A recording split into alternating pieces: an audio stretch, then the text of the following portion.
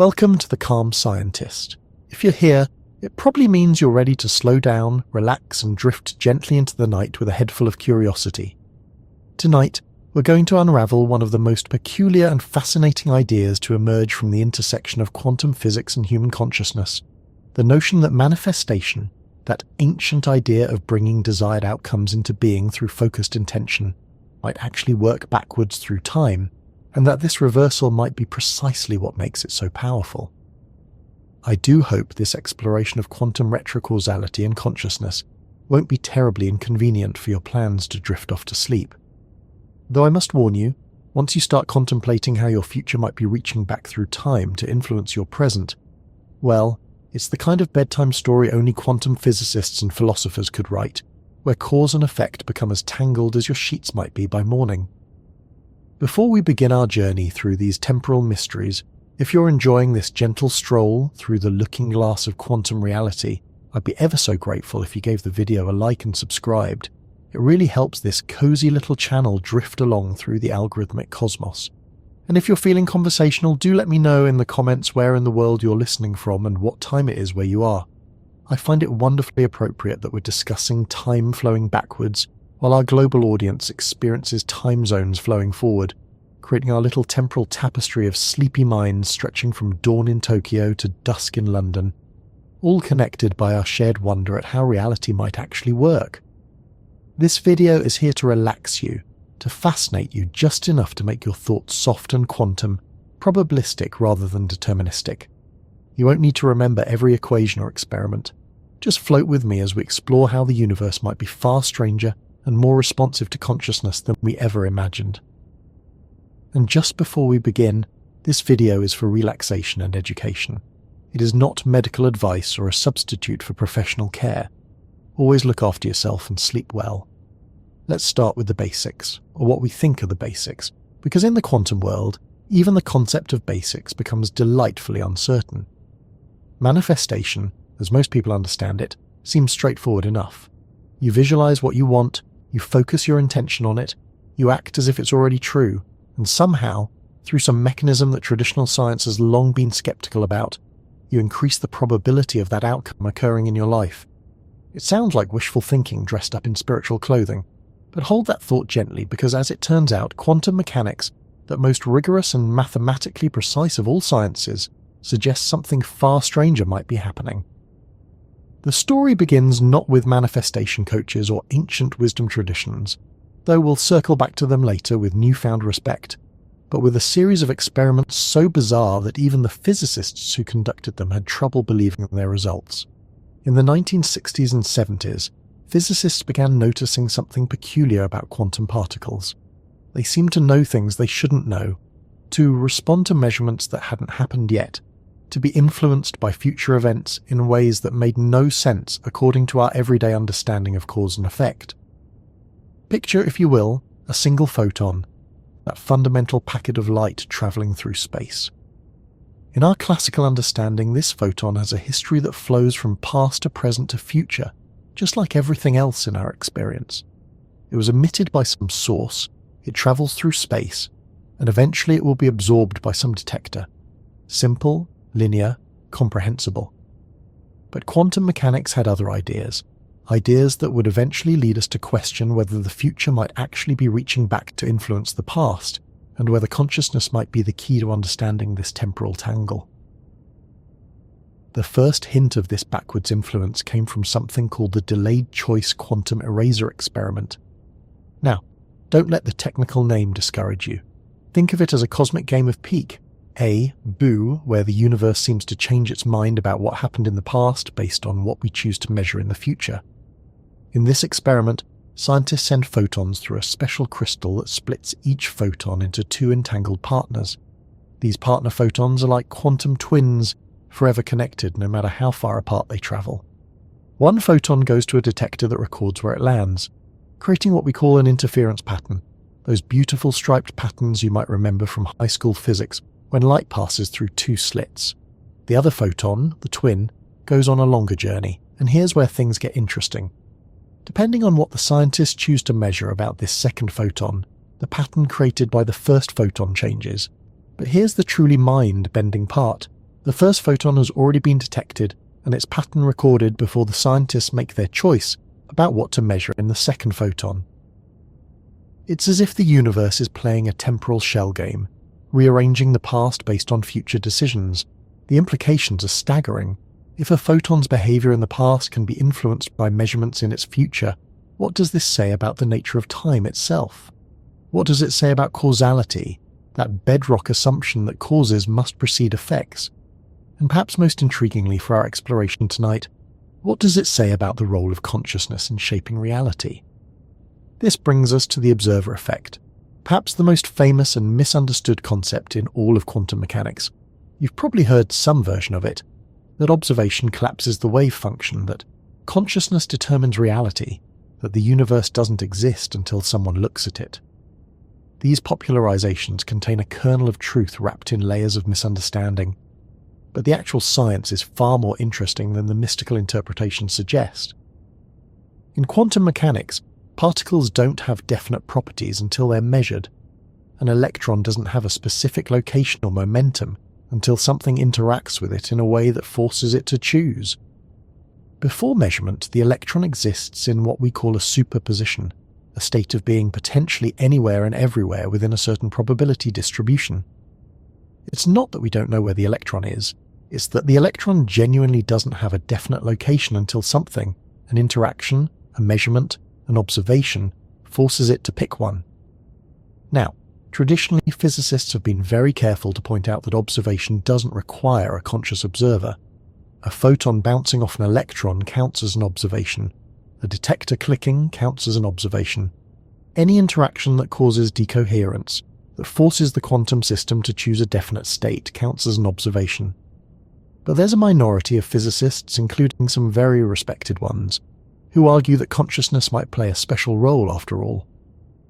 The argument goes something like this, and please, let this wash over you like a gentle wave rather than trying to grasp it all at once. Every physical measurement device, every detector, every photon that bounces off an electron is itself made of quantum particles. If quantum particles exist in superposition until measured, and the measuring devices are made of quantum particles, then the measuring devices themselves should exist in superposition. The detector that's supposed to tell us whether the electron is here or there should itself be in a superposition of having detected the electron here and having detected the electron there.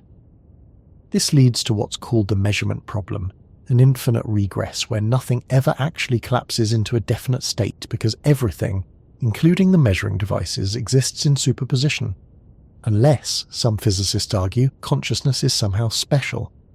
Perhaps consciousness, whatever that might be, is the only thing that can actually collapse the wave function, that can take the infinite possibilities of the quantum world and crystallize them into the single definite reality we experience. This idea, that consciousness might be fundamental to the process of manifesting reality from quantum possibility, connects beautifully with ancient ideas about manifestation. But quantum mechanics adds a twist that those ancient traditions never imagined. The influence might be working backwards in time. Let's explore this backwards influence more deeply, and to do so we need to talk about something called retrocausality. In ordinary causality, causes precede effects. You push a ball, then it rolls. You plant a seed, then it grows. The past influences the future, but never the other way around. Retrocausality suggests that under certain circumstances, particularly in the quantum realm, the future can influence the past. This isn't science fiction, though it certainly sounds like it.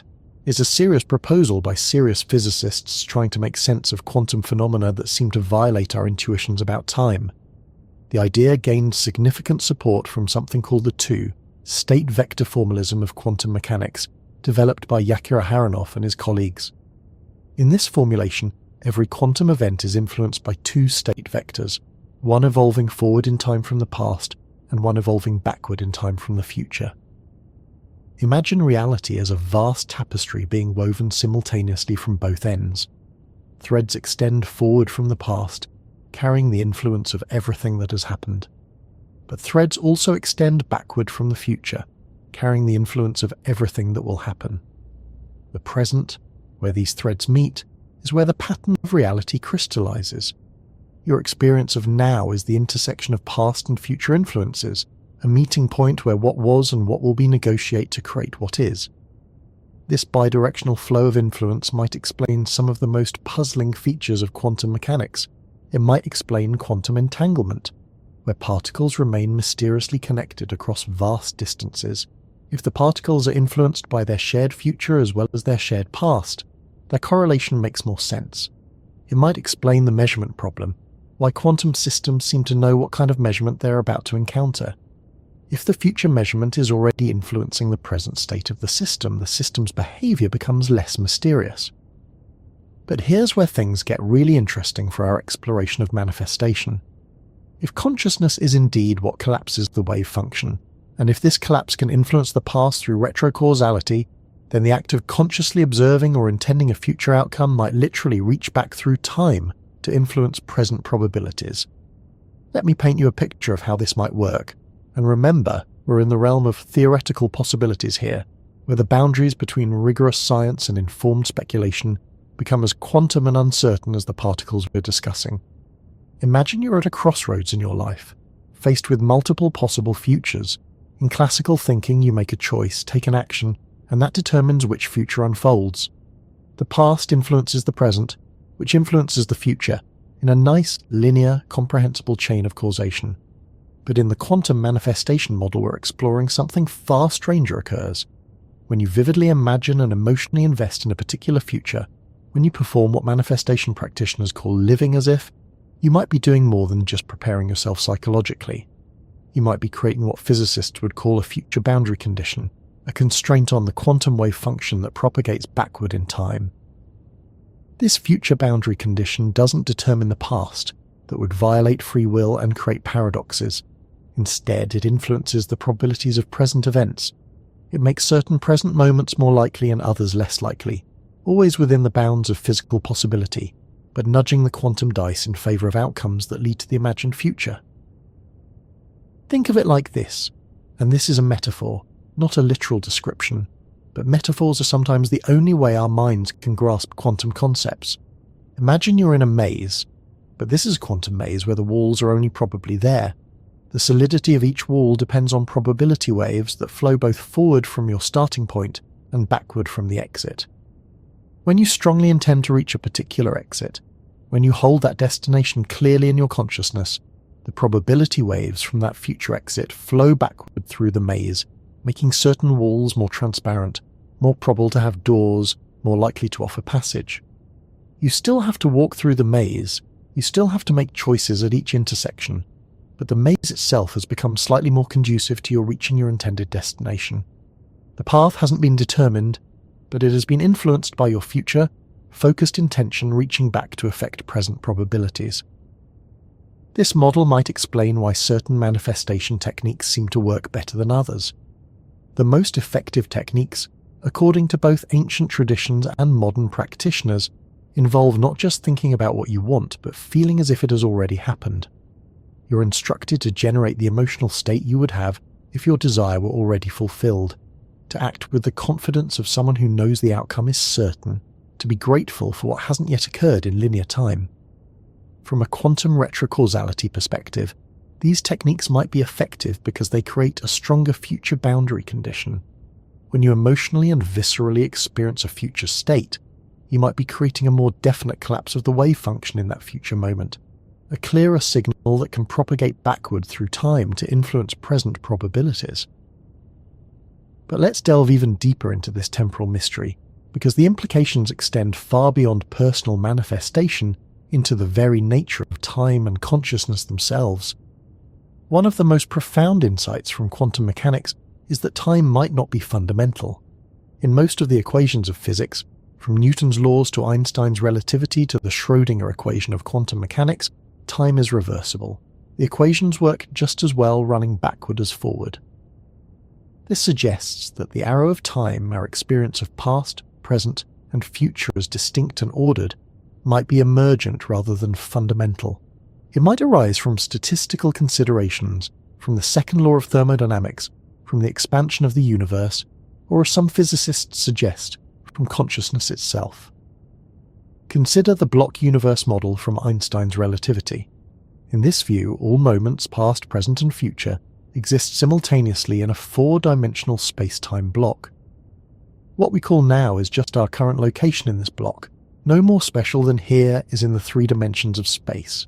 We experience time as flowing because consciousness can only access one slice of the block at a time, like a train that can only see the landscape through its current window even though the entire journey's terrain exists simultaneously. But if consciousness is what creates our experience of temporal flow, and if consciousness can collapse quantum wave functions, then consciousness might have a more profound relationship with time than we've imagined. Perhaps consciousness doesn't just experience time, perhaps it participates in creating time, or at least in selecting which slice of the block universe becomes the experience present. This idea connects to something called the quantum Zeno effect, named after the ancient Greek philosopher's paradox about motion. In the quantum version, frequent observation of a quantum system can freeze its evolution, preventing it from changing states. It's as if consciousness, by observing, can slow or even stop time at the quantum level. Conversely, there's the anti-Zeno effect, where observation can accelerate quantum transitions. By choosing what to observe and how frequently to observe it, consciousness might be able to influence the rate at which quantum systems evolve, effectively controlling the flow of time at the microscopic level. Now, you might be thinking, and quite reasonably, that even if consciousness can influence quantum systems, and even if these influences can work backward in time, we're talking about subatomic particles here. How could this possibly scale up to influence macroscopic events in our daily lives? This is where we need to talk about quantum coherence and the possibility of macroscopic quantum phenomena. Traditionally, physicists believed that quantum effects were confined to the microscopic world because interaction with the environment causes decoherence, destroying quantum superpositions and entanglements. A single particle can exist in superposition, but a cat, to use Schrödinger's famous example, cannot be both alive and dead because the countless particles making up the cat are constantly interacting with their environment, collapsing any superpositions before they can manifest at the macroscopic level. But recent discoveries have challenged this view. We've found quantum coherence in photosynthesis, where plants use quantum effects to efficiently transport energy. We've found it in avian navigation, where birds might use quantum entanglement to sense magnetic fields. We've even found suggestions of it in microtubules, the tiny structures inside neurons that some scientists believe might be the seat of consciousness itself. If biological systems can maintain quantum coherence, even briefly, then the door opens for consciousness to have quantum influences that scale up to the macroscopic world. The brain, with its 100 billion neurons and their 100 trillion connections, might be the most sophisticated quantum computer in the known universe, not in the sense of performing calculations, but in the sense of collapsing quantum possibilities into experienced realities. Roger Penrose and Stuart Hameroff have proposed that consciousness emerges from quantum processes in microtubules, those tiny protein structures inside neurons. According to their orchestrated objective reduction theory, consciousness is what happens when quantum superpositions in microtubules reach a certain threshold and spontaneously collapse, creating a moment of conscious experience. If consciousness is fundamentally quantum, then its ability to influence reality through retrocausality becomes less mysterious. The brain wouldn't need to maintain large-scale quantum coherence indefinitely. It would only need brief moments of coherence, perhaps lasting microseconds or milliseconds, during which future, focused intentions could influence present neural states, which could then influence behavior and decision, making in ways that increase the probability of the intended outcome. But there's an even more radical possibility that some physicists are beginning to explore. What if consciousness doesn't just use quantum effects? What if consciousness is the reason quantum effects exist in the first place? This idea, sometimes called consciousness-based interpretations of quantum mechanics, suggests that the strange features of the quantum world, superposition, entanglement, wave function collapse, are not fundamental properties of matter, but are instead properties of the interface between consciousness and matter. In this view, the physical world doesn't exist in a definite state independent of observation, because existence itself is relational. Things exist only in relation to observers, and properties manifest only through interaction with consciousness. The moon, to answer Einstein's famous question, really isn't there when nobody's looking, or rather, It exists in an indefinite, uncollapsed state until consciousness brings it into definite existence through observation. This might sound like solipsism, the idea that only your consciousness exists, but it's actually quite different. In consciousness-based quantum mechanics, all conscious observers participate in the ongoing creation of reality. Each observation, each measurement, each conscious intention adds another thread to the tapestry of existence. Reality emerges from the collective observations of all conscious beings, negotiated through the laws of quantum mechanics. And if reality is continuously being created through consciousness, quantum observation, then manifestation isn't about somehow forcing the universe to comply with your wishes. It's about participating more deliberately in the ongoing creative process that's already happening every moment. When you hold a clear intention, when you collapse the wave function of your own future through focused imagination and emotion, you're adding your thread to the tapestry with greater deliberation and coherence. Let's explore how this might work in practice, moving from the abstract realm of quantum theory to the concrete world of human experience and desire. Imagine you're hoping for a particular job opportunity. In the classical manifestation model, you might visualize getting the job, affirm your worthiness, and take practical steps toward your goal. These are all valuable practices that can increase your chances through well-understood psychological and social mechanisms. But in the quantum manifestation model we're exploring, something additional might be happening. When you vividly imagine yourself in that future job, when you generate the feelings of satisfaction and fulfillment you would experience, you might be creating what we could call a consciousness anchor in that potential future. This anchor doesn't guarantee that future will occur. Nothing in quantum mechanics is certain, only probable, but it might influence the probability distributions of present events in subtle ways. Perhaps it influences your unconscious micro decisions, the ones below the threshold of awareness, making you slightly more likely to check a particular website at just the right moment, or to phrase an email in just the way that resonates with the recipient.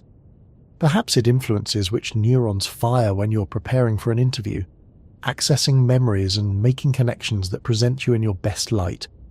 Perhaps, and this is the most speculative but also most intriguing possibility, it influences the quantum processes in other people's brains, making them slightly more likely to notice your application, to remember your interview favorably, to feel an inexplicable sense that you're the right fit. Now, I can almost hear the skeptical part of your mind raising objections, and these objections are important and valid. If consciousness could influence reality through quantum retrocausality, wouldn't we see more obvious effects? Why don't people manifest winning lottery numbers or impossible violations of physical laws?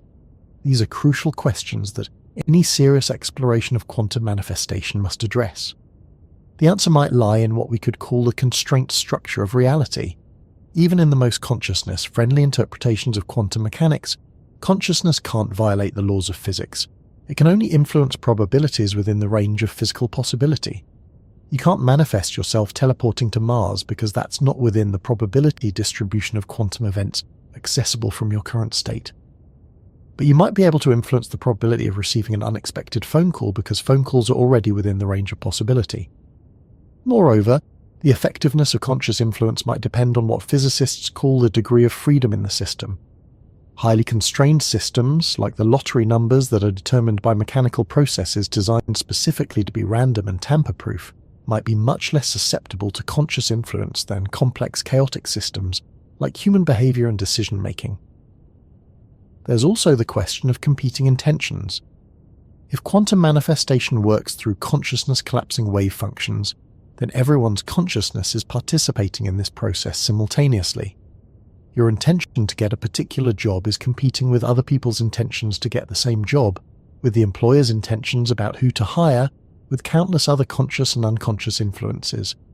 The final outcome emerges from this complex negotiation of multiple consciousness, mediated collapses, not from any single person's will imposed on reality. This brings us to an important ethical dimension of quantum manifestation. If consciousness really can influence reality through retrocausality, what are the implications for how we should use this ability? The ancient traditions that developed manifestation practices often emphasize the importance of alignment with universal good, of ensuring that your desires don't harm others, of seeking win-win outcomes where everyone benefits. From a quantum perspective, this ethical dimension might be more than just moral guidance, it might be practical necessity. Intentions that align with the greater good might face less resistance from competing conscious influences. They might find more open pathways through the probability landscape. Think of it like water flowing downhill. It naturally finds the path of least resistance. Intentions that benefit multiple conscious beings might similarly find easier paths through the quantum probability fields. But let's dive deeper into the mechanics of how consciousness might actually achieve this influence. One of the most promising frameworks comes from something called quantum information theory.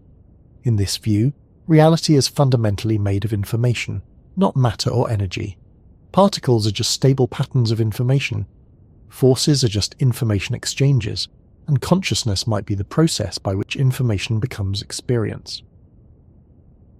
In quantum information theory, the universe is constantly processing information, computing its next state from its current state according to the laws of physics.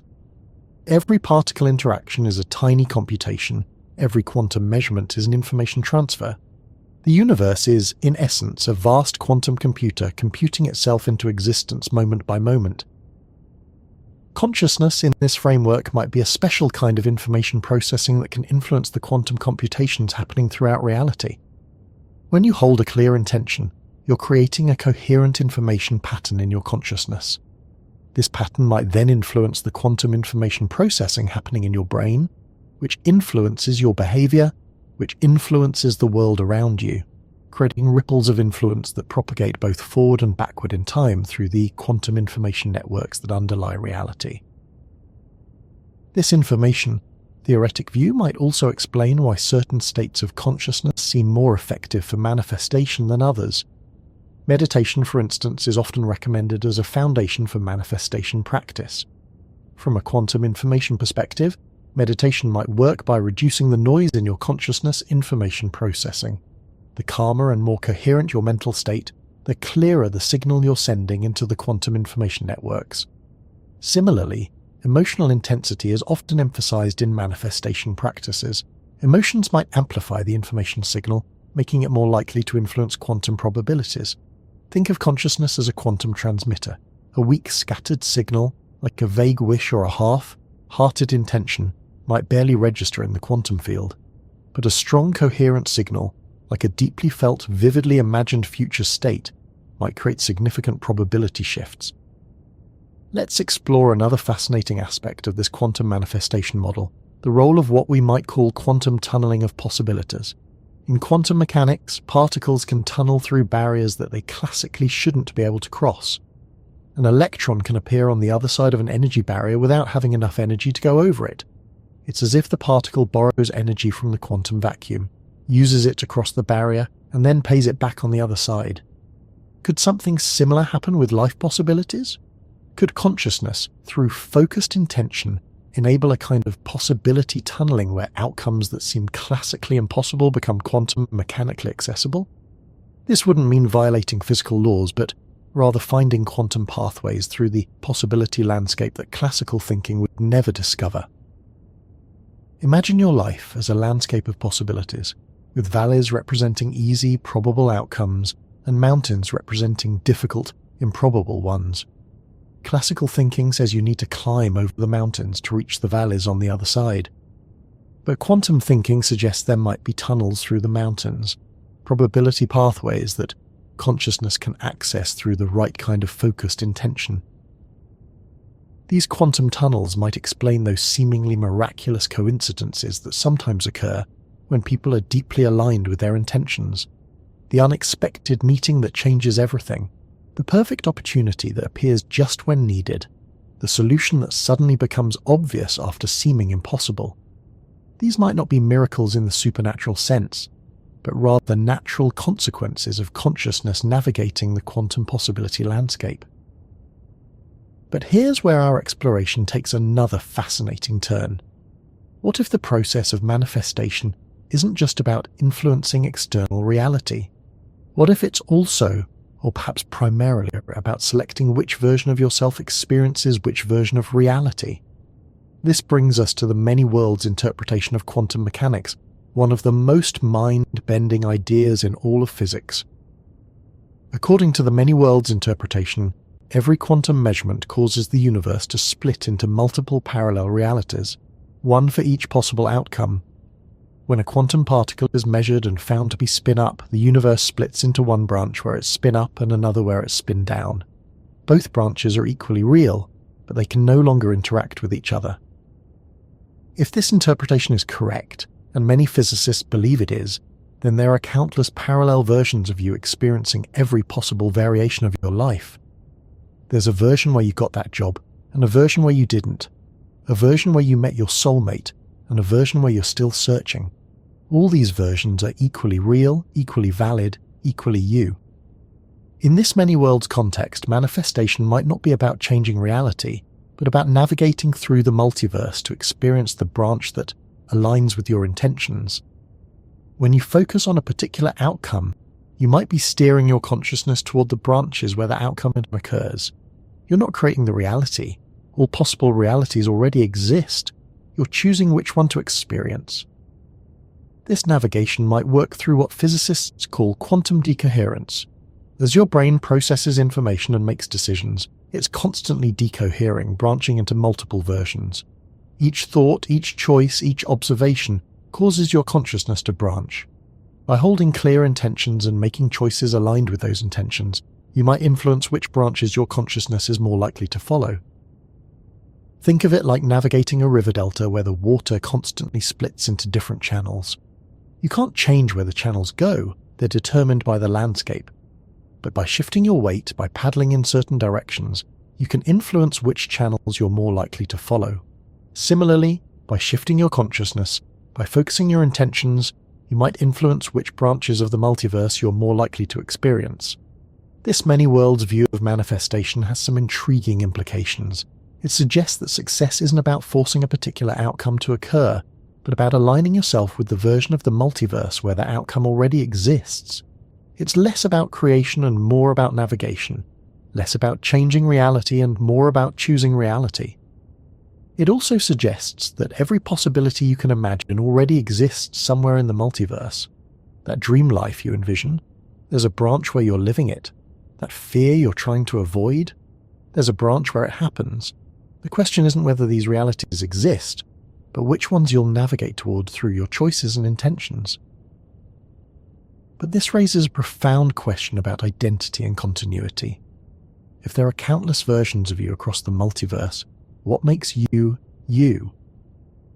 What maintains your sense of being a single, continuous self rather than fragmenting into countless parallel selves? This is where consciousness might play its most fundamental role. Perhaps consciousness is what creates the illusion, or maybe it's not an illusion, of being a single continuous self navigating through the multiverse. Your stream of consciousness, your subjective experience of being you, might be the thread that connects all the quantum branches you traverse. You experience yourself as one person making choices and experiencing outcomes, even though at the quantum level, you're constantly branching into multiple versions. This could explain why manifestation practices often emphasize maintaining a clear, consistent vision of your desired outcome. If you're constantly changing your intentions, you might be scattering your consciousness across too many divergent branches, reducing the probability of following any particular path to completion. But if you hold a steady intention, you create what we might call a probability gradient that guides your consciousness toward the branches where that intention is realized. Let's delve into another layer of this quantum mystery, the role of what physicists call quantum entanglement in the manifestation process. Entanglement is perhaps the strangest feature of quantum mechanics. When particles become entangled, they remain connected regardless of the distance between them. Measure one particle, and you instantly know something about its entangled partner, even if it's on the other side of the universe. Einstein called this spooky action at a distance, and spent years trying to prove it couldn't be real. But experiment after experiment has confirmed that entanglement is indeed a fundamental feature of reality. Particles that have interacted remain connected in ways that transcend space and time. Now, consider that every particle in your body has, at some point in cosmic history, interacted with particles throughout the universe. During the Big Bang, all particles were in close proximity, potentially entangling with each other. As the universe expanded and cooled, these entanglements weren't necessarily broken.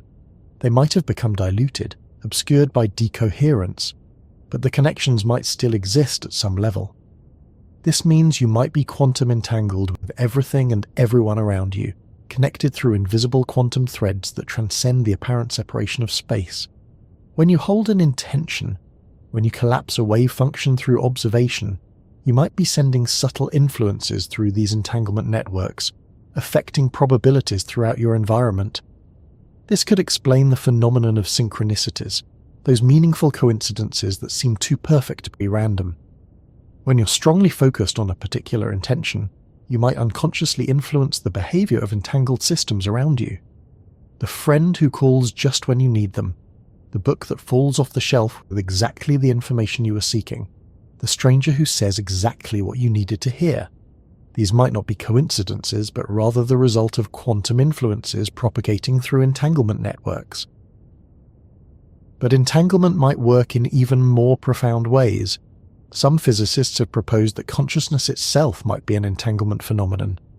The unified experience of being a single self, despite having billions of neurons processing information independently, might arise from quantum entanglement between neural microtubules.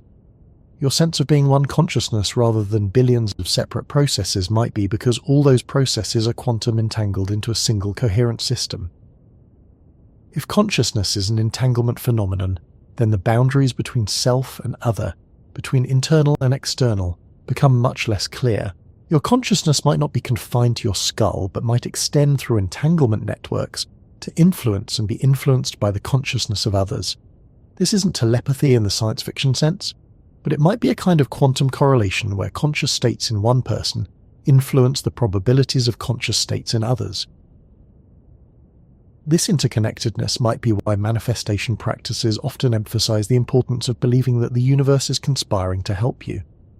If consciousness is entangled across multiple beings, then holding a positive expectation might literally influence the probability that others will act in ways that support your intentions, not through coercion or manipulation, but through a kind of quantum resonance where aligned intentions reinforce each other. Let's explore this resonance idea further. In physics, resonance occurs when a system is driven at its natural frequency, causing it to oscillate with greater amplitude.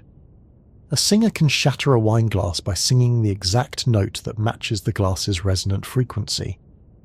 Similar principles might apply to consciousness and manifestation. Every thought, every emotion, every intention might have what we could call a quantum frequency, a particular pattern of neural firing, a specific configuration of quantum states in the brain. When you hold a clear intention repeatedly, you might be establishing a resonant frequency in your consciousness.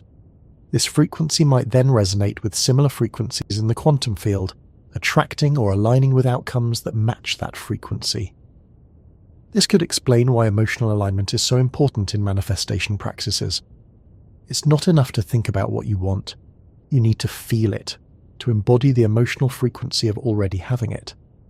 Fear and doubt might create discordant frequencies that interfere with manifestation, while confidence and gratitude might create harmonious frequencies that amplify it. Think of reality as a vast quantum symphony, with every conscious being contributing their own notes and harmonies. When you're in fear or doubt, you're playing discordant notes that clash with the music you're trying to create. But when you're in alignment, when you're feeling the emotions of your desired outcome, you're playing harmonious notes that blend and amplify with the cosmic symphony.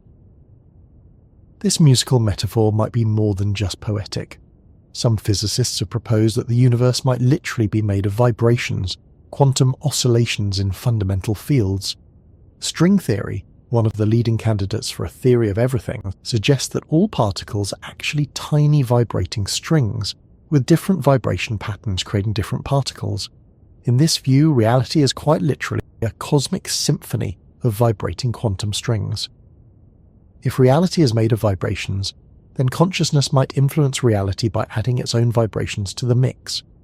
Your thoughts and intentions might be quantum vibrations that interfere constructively or destructively with the vibrations of the quantum field.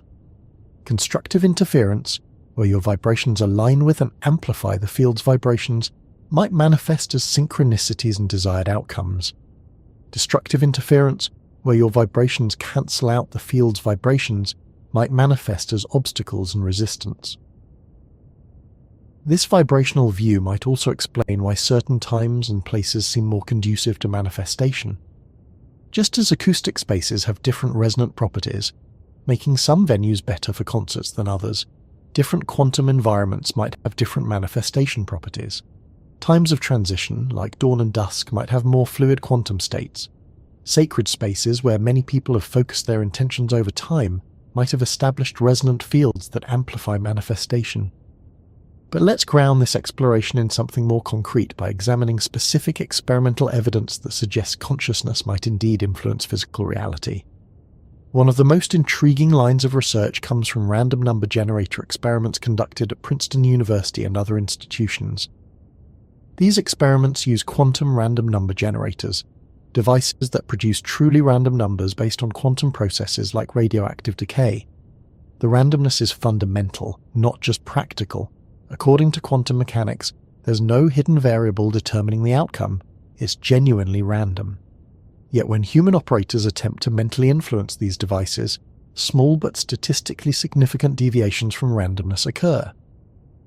The effects are tiny, typically shifting the results by less than 1%. But across millions of trials, the deviation from chance is clear and consistent. When operators intend for more ones than zeros, slightly more ones appear. When they intend the opposite, the balance shifts the other way. It's as if consciousness is gently nudging the quantum dice, not enough to control the outcome completely, but enough to create a measurable bias. Even more intriguing are the field consciousness experiments, where random number generators are placed in locations where many people are focused on the same thing. During events like global meditations, major sporting events, or significant world happenings, these devices show increased deviation from randomness. It's as if collective focused consciousness creates a field effect that influences quantum processes. The Global Consciousness Project, which maintains a network of random number generators around the world, has documented numerous instances where global events correlate with statistical anomalies in their data. The patterns suggest that when human consciousness becomes coherent on a large scale, when many minds focus on the same thing, it creates measurable effects in quantum systems. These experiments don't prove that consciousness can manifest specific outcomes in the macroscopic world. The effects are subtle, statistical, and wouldn't help you win the lottery or levitate objects. But they do suggest that consciousness might have a genuine, if subtle, influence on quantum processes. And if consciousness can influence quantum processes, and if quantum processes underlie all of reality, then the door remains open for consciousness to influence reality in ways we're only beginning to understand. Let's turn our attention now to the practical side of quantum manifestation, exploring how these theoretical principles might be applied in daily life. Remember, we're in the realm of informed speculation here, extrapolating from quantum mechanics to consciousness in ways that mainstream science hasn't fully validated. But the beauty of being at the edge of knowledge is that we get to explore possibilities while they're still shimmering with mystery. The first principle of practical quantum manifestation might be what we could call coherence cultivation. If consciousness influences reality through quantum processes, then the coherence of your consciousness matters. A scattered, chaotic mental state might produce scattered, chaotic influences on the quantum field, but a calm, focused, coherent state might produce clear, directed influences. This is where practices like meditation become not just helpful, but potentially essential. Meditation isn't just about feeling peaceful, though that's certainly pleasant. From a quantum perspective, meditation might be about creating coherence in the quantum processes of your brain, aligning the billions of neural quantum events into a unified, powerful signal. Think of the difference between regular light and laser light.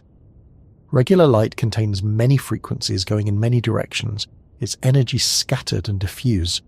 But laser light is coherent, all the photons aligned in frequency and direction, creating a beam that can cut through steel or carry information across vast distances. Similarly, regular consciousness might be scattered across many thoughts and feelings, but meditative consciousness might be coherent, all aspects aligned toward a single intention. The second principle might be what we call temporal anchoring. If retrocausality is real, if the future can influence the past, then creating a clear, emotionally vivid future state might be essential for manifestation. This isn't just visualization, though that's part of it. It's about creating what we might call a consciousness beacon in your desired future, something so clear and compelling that it can send influences backward through time. This might be why so many manifestation teachers emphasize feeling as if your desire has already been fulfilled. When you generate the emotions of success, gratitude, satisfaction, as if they're happening now, you might be creating that future anchor point. You're not pretending or deceiving yourself. You're establishing a quantum connection between your present consciousness and a specific future state. The third principle could be called probability navigation. If many worlds is correct, if all possible futures exist in parallel branches of reality, then manifestation isn't about creating your desired future but about navigating toward it. Every choice you make, every thought you think, influences which branch you're likely to experience next. This means that small consistent actions aligned with your intention might be more powerful than grand gestures. Each aligned choice is like a small course correction, gradually steering you toward the branches where your desire is realized. It's not about making one perfect choice, but about making many small choices that collectively guide you through the probability landscape. The fourth principle might be entanglement awareness. If you're quantum entangled with everything around you, then your manifestation isn't happening in isolation. You're part of a vast web of interconnected consciousness, all influencing each other through quantum correlations. This suggests that manifestation might work better when it benefits others as well as yourself. An intention that creates positive outcomes for multiple people might find more support in the entanglement network. It might resonate with more consciousness fields, creating constructive interference that amplifies the probability of manifestation. This could explain why service-oriented goals often manifest more easily than purely selfish ones. When you intend to create something that serves others, you're aligning with the natural tendency of entangled systems to correlate and cooperate. You're swimming with the quantum current rather than against it. The fifth principle could be called resistance release. In quantum mechanics, observation can freeze a system in place through the quantum Zeno effect. Similarly, obsessive focus on an outcome might actually prevent it from manifesting by locking the probability waves in their current configuration. This might be why letting go is often described as essential to manifestation. It's not about giving up your desire, but about allowing the probability waves to evolve naturally toward your intended outcome. Think of it like planting a seed. You need to prepare the soil and provide water, but then you need to let go and allow the natural growth process to unfold. Constantly digging up the seed to check if it's growing would prevent it from actually growing. The sixth principle might be synchronicity recognition. If your intentions are influencing probabilities through quantum processes, then synchronicities, meaningful coincidences, might be the observable signs of this influence. Learning to recognize and follow synchronicities might be like learning to read the quantum weather, seeing which way the probability winds are blowing. This doesn't mean magical thinking, seeing signs everywhere that confirm what you want to believe. It means developing a sensitivity to genuine patterns and correlations that emerge when your consciousness is aligned with your intentions.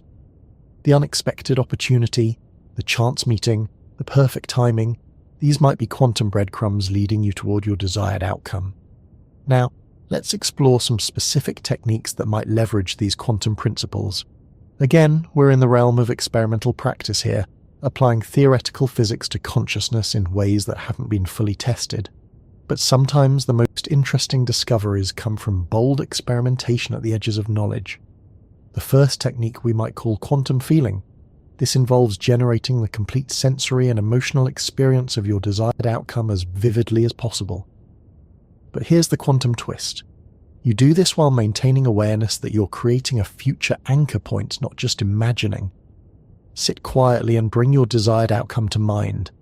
But instead of just visualizing it, engage all your senses.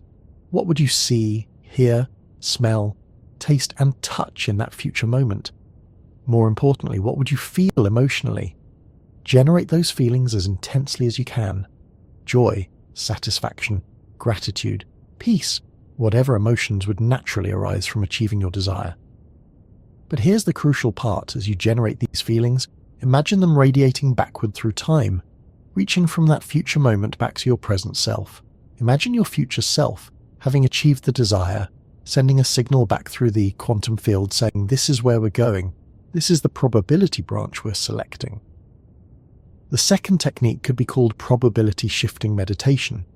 This involves using meditation to create coherence in your consciousness and then gently directing that coherence toward your intended outcome. Begin with a standard meditation practice, focusing on your breath or a mantra to calm your mind. As you reach a state of mental stillness, bring your intention to mind, but hold it lightly, like a butterfly resting on your palm. Don't grasp at it or force it. Simply let it rest in your awareness. Now, imagine the quantum field around you as an ocean of probabilities, countless possible futures shimmering like waves on water. See your intention as a gentle current in this ocean, not forcing the waves but influencing their direction. With each breath, imagine this current growing slightly stronger, the probabilities shifting slightly more toward your desired outcome. The key is to maintain a balance between intention and relaxation. Too much force, and you create turbulence that disrupts the probability patterns. Too little intention, and nothing changes. Find the sweet spot where you're clearly focused but not forcing, intending but not demanding. The third technique might be called timeline jumping. This is based on the many worlds interpretation and involves consciously choosing to align with the version of yourself that has already achieved your desire. Throughout your day, periodically pause and ask yourself, what would the version of me who has already achieved this desire be thinking right now? How would they be feeling? What choices would they be making? Then, as much as possible, align your thoughts, feelings, and choices with that version of yourself. This isn't about pretending or lying to yourself. It's about recognizing that in the quantum multiverse, that successful version of you already exists, and you're choosing to navigate toward that branch of reality. Each time you align with that version, you're making a small quantum jump toward that timeline. The fourth technique could be called entanglement blessing. This involves consciously sending positive intentions to others, recognizing that through quantum entanglement, blessing others might create resonances that support your own manifestation. Take time each day to genuinely wish for the success and happiness of others, especially those connected to your own desires. If you're manifesting a new job, send positive intentions to everyone at that company. If you're manifesting a relationship, send love to everyone seeking love. If you're manifesting healing, send healing intentions to all who are suffering. This isn't about manipulation or trying to get something in return. It's about recognizing the quantum interconnectedness of all consciousness and choosing to be a positive influence in the entanglement network. The blessings you send out might create quantum correlations that make your own manifestation more likely. The fifth technique might be called quantum journaling. This involves writing about your experiences and intentions in a way that acknowledges the quantum nature of reality and your role in collapsing probabilities. Each morning, write about your intentions as if you're documenting a scientific experiment. Note the quantum state of your consciousness, coherent or scattered, aligned or conflicted. Describe the probability landscape as you perceive it, which outcomes feel more or less likely. Record any synchronicities or quantum correlations you've noticed. Each evening, review the day from a quantum perspective. Which choices moved you toward your desired probability branch? Which moved you away? What quantum patterns did you observe? This isn't about judgment, but about developing awareness of how your consciousness navigates the probability landscape. But let's dive even deeper into the mysteries of time and consciousness, because there's another layer to the story that we haven't fully explored yet. What if the process of manifestation isn't just about the future influencing the present, but about something even more profound, the recognition that linear time itself might be an illusion? In quantum mechanics, the fundamental equations don't contain an arrow of time. The Schrödinger equation, which governs how quantum systems evolve, is perfectly reversible. You can run it forward or backward with equal validity. This suggests that at the quantum level, past and future might not be as distinct as they seem in our everyday experience. Some physicists have proposed that time might be emergent, arising from more fundamental timeless processes, Carlo Rovelli, a leading quantum gravity researcher, argues that time might be a consequence of our perspective, our inability to see the complete quantum state of the universe. From a God's eye view, seeing all quantum correlations and entanglements, time might not exist at all. If time is emergent rather than fundamental, then manifestation might not be about influencing the future or being influenced by it. It might be about accessing the timeless quantum realm where all possibilities exist simultaneously and selecting which possibility to experience as your temporal reality. This connects to something called the Wheeler-DeWitt equation, the fundamental equation of quantum cosmology. This equation describes the quantum state of the entire universe, and remarkably, it contains no reference to time. The universe in this view doesn't evolve in time. Instead, time emerges from the relationships between different parts of the universal wave function. For consciousness, this might mean that your experience of temporal flow, of past, present and future, is a kind of navigation through a timeless quantum landscape. Your intentions and observations don't change this landscape. It's eternal and unchanging, but they do determine which path through the landscape you experience as your life story. Imagine reality as a vast crystalline structure where every moment, every possibility exists eternally.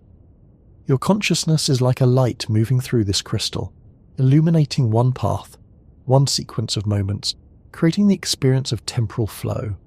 Manifestation in this view is about choosing which path your consciousness light follows through the eternal crystal of possibilities. This timeless view might explain precognition and intuition. If all moments exist simultaneously in the quantum crystal, then consciousness might occasionally access information from what we call the future, but which is really just another region of the timeless structure. Intuitions about future events might be glimpses of the path your consciousness is likely to follow through the crystal. It might also explain why some people report that major manifestations often feel like remembering rather than creating. When a long-held desire finally manifests, there's sometimes a sense of recognition of, oh yes, of course, this is how it was always going to be. This might be because at some level, consciousness knows the entire path through the crystal, even if it can only experience one moment at a time. But this raises profound questions about free will and determinism. If all possibilities exist timelessly, are we really choosing our path, or are we simply experiencing a predetermined journey through the crystal? This is where the quantum nature of consciousness becomes crucial. In quantum mechanics, observation doesn't just reveal pre-existing properties, it participates in creating them. Similarly, consciousness might not just be experiencing a predetermined path through the possibility crystal. It might be actively selecting which path becomes the experienced reality through the act of observation. Think of it like a quantum version of those choose your own adventure books. All possible stories exist in the book simultaneously, but which story you experience depends on your choices. Except in the quantum version, your choices aren't just selecting from pre-written options, they're participating in writing the story as you read it, collapsing the superposition of all possible stories into the one you experience.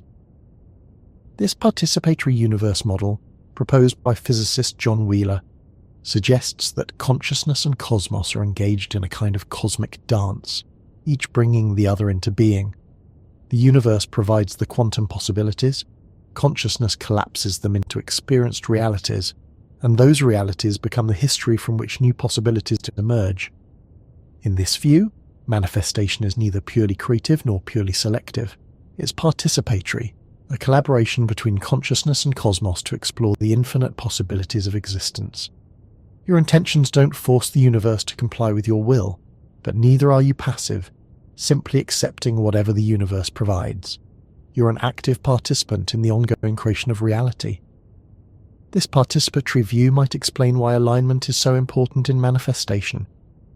When your intentions align with what we might call the natural flow of the cosmos, when they serve not just your individual desires but the greater unfolding of consciousness, they might encounter less resistance in the probability fields. It's like sailing with the cosmic winds rather than against them. But what determines this cosmic flow? What creates the probability gradients that make some outcomes more likely than others? This brings us to one of the deepest mysteries in physics, the nature of the laws of nature themselves. We typically think of physical laws as fixed rules that govern how reality operates. But where do these laws come from? Why these particular laws and not others? Some physicists have proposed that the laws themselves might be emergent, arising from more fundamental processes, and consciousness might play a role in this emergence. If consciousness participates in collapsing quantum possibilities into actualities, it might also participate in establishing the patterns we recognize as physical laws, not in the sense that we can consciously violate or change these laws, but in the sense that the laws themselves might be crystallized patterns of consciousness, cosmos interaction accumulated over cosmic time. This might sound far-fetched, but consider that many physical constants seem fine, tuned for the existence of consciousness. If the strength of gravity was slightly different, stars couldn't form. If the electromagnetic force was slightly different, chemistry wouldn't work. The universe seems precisely calibrated to allow consciousness to emerge. One explanation for this fine tuning is the anthropic principle we observe a universe compatible with consciousness, because we couldn't observe any other kind. But another possibility is that consciousness and cosmos have been evolving, mutually shaping each other since the beginning of time, or perhaps before time began. In this evolutionary view, manifestation isn't about imposing your will on an external universe. It's about participating in the ongoing dialogue between consciousness and cosmos, adding your voice to the conversation that shapes reality. Your intentions and observations are part of the feedback loop through which the universe becomes aware of itself and explores its own possibilities. This brings us to perhaps the most profound aspect of quantum manifestation, the possibility that individual manifestation is actually an expression of cosmic manifestation. The universe, seeking to know itself, manifests as billions of conscious beings, each exploring different aspects of possibility. Your desires might not be just personal wants, but cosmic impulses, the universe exploring what it's like to be you, desiring and achieving particular experiences. This doesn't diminish the importance of your individual experience. If anything, it elevates it. You're not just a separate being trying to get what you want from an indifferent universe. You're the universe itself, experiencing what it's like to be human, to desire, to strive, to manifest. Your successes and failures, your joys and sorrows are all part of the cosmic experiment in consciousness. From this perspective, resistance to manifestation might sometimes be valuable information, rather than just an obstacle. If something isn't manifesting despite clear intention and aligned action, it might be because the universe, through you, is learning something important from the experience of not getting what you want. The delay, the redirection, the unexpected outcome might all be part of a larger pattern that becomes clear only in retrospect. This cosmic view might also explain why surrender is often described as the final key to manifestation. Surrender doesn't mean giving up or not caring. It means recognizing that you're part of something larger than your individual self, and trusting that larger process even when you can't see where it's leading. Think of it like being a musician in a cosmic orchestra. You have your part to play, your notes to contribute, but you're also listening to the other instruments, responding to the conductor, participating in creating something greater than any individual part. Sometimes the music calls for you to play loudly and prominently. Sometimes it calls for you to be quiet and let others take the lead. The beauty emerges from the interplay, not from any single instrument dominating. But let's bring this back to the practical, to the lived experience of being human with desires and dreams. How does understanding quantum manifestation from this vast cosmic perspective actually help in daily life? First, it might relieve the pressure and self-blame that often accompany manifestation practices. If you're participating in a cosmic process rather than trying to force personal outcomes, then delays and redirections aren't failures. They're part of the learning, part of the exploration, part of the dance between consciousness and possibility. Second, it might inspire a sense of wonder and curiosity about the manifestation process itself. Instead of seeing manifestation as a tool to get what you want, you might see it as an opportunity to explore the nature of consciousness and reality. Each intention becomes an experiment. Each outcome provides data about how consciousness and cosmos interact. Third, it might encourage a more playful and experimental approach. If reality is fundamentally quantum, probabilistic rather than deterministic, then there's always room for surprise, for unexpected possibilities, for quantum leaps that classical thinking wouldn't predict. You can hold your intentions clearly while remaining open to outcomes that might be even better than what you imagined. Fourth, it might foster a deeper sense of connection with all of existence. If you're quantum entangled with everything, if you're participating in a cosmic consciousness experiment, then you're never truly alone or separate. Every manifestation is a collective creation. Every success is shared. Every challenge is an opportunity for collective learning. Fifth, it might cultivate patience and trust. If the future is influencing the present through retrocausality, if time itself might be an illusion, then the linear sequence of cause and effect that creates impatience might be less relevant than we think. Your future success might already be sending ripples backward, orchestrating present events in ways you can't yet perceive. Let's explore one more fascinating aspect of quantum manifestation, the role of what we might call quantum creativity. In classical physics, the future is determined by the past.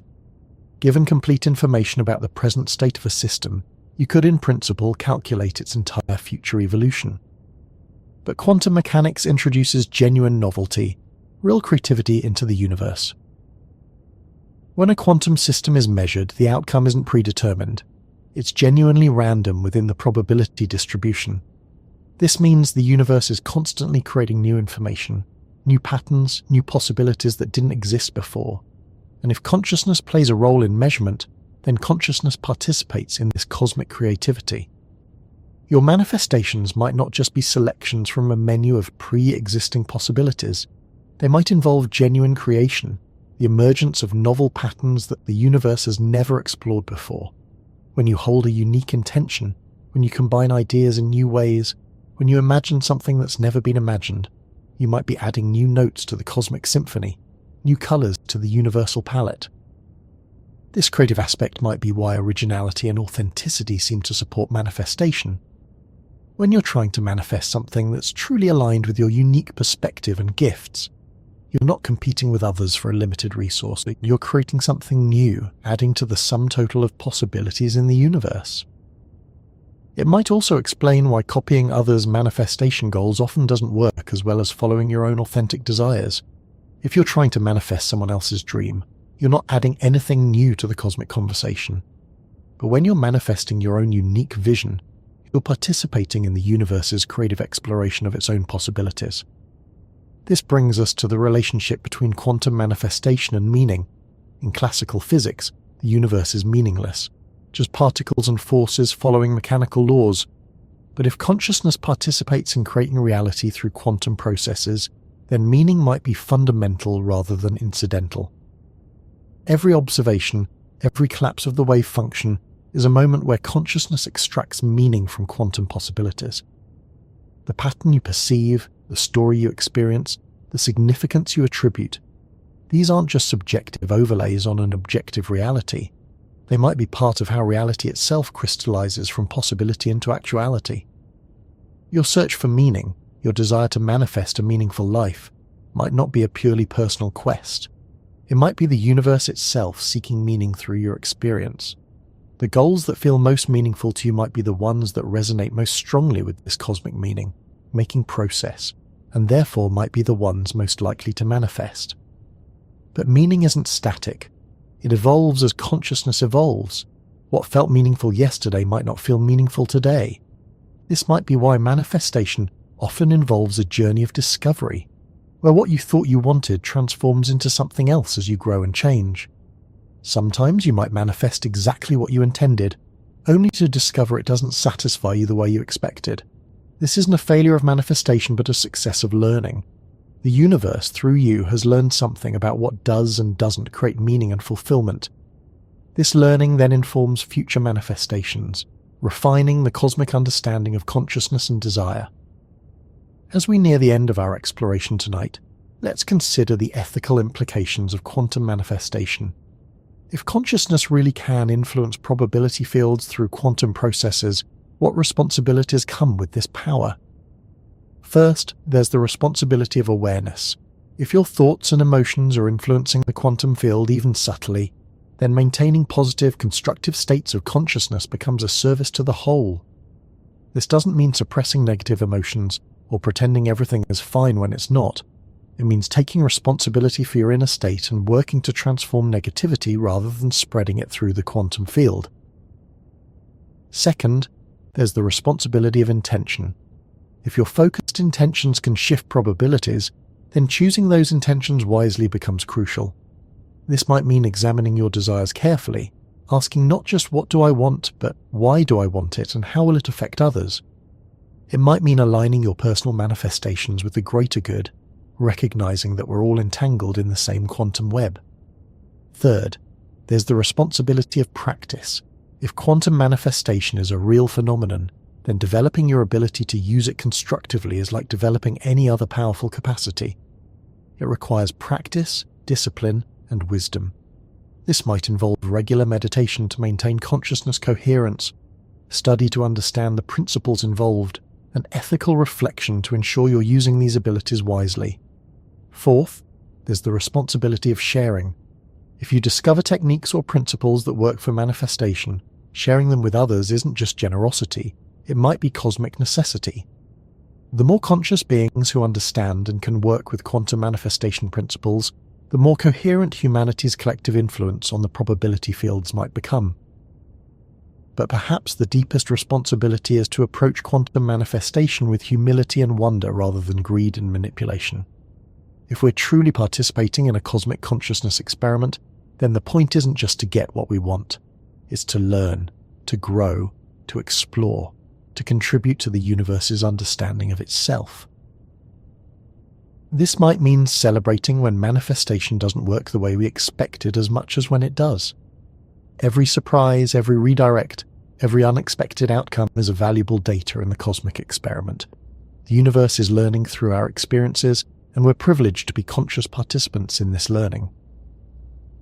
As we drift toward the close of our journey tonight, let's revisit the core insight we've been exploring, that manifestation might work backward, the future influencing the present through quantum retrocausal channels. This isn't just a quirky detail of quantum mechanics, it's a profound reconceptualization of how consciousness and reality interact. If your future is reaching back to influence your present, then every moment is a negotiation between what has been and what could be. Your past provides the raw materials, the circumstances and conditions you're working with, but your future, especially the future you're consciously intending and emotionally investing in, provides the attractor, the organizing principle that guides how those raw materials are shaped. This means you're never stuck, never without options, never completely determined by your past. As long as you can imagine and emotionally connect with a different future, that future can reach back and influence your present probabilities. The influence might be subtle, it might take time to manifest, it might work in unexpected ways, but the channel is always open. This also means that hope isn't just a feeling or an attitude. Hope might be a quantum force, a future-focused intention that creates real effects in the present. When you hope for something better, when you hold that vision even in difficult circumstances, you might be creating a beacon in the future that guides you through the darkness of the present. Similarly, fear might be more than just an emotion. Fear of a particular future might actually increase its probability by creating a negative attractor in the quantum field. This doesn't mean you should suppress or deny fear when it arises, but it does suggest that transforming fear into intention, what do I want instead of what I'm afraid of, might be crucial for effective manifestation.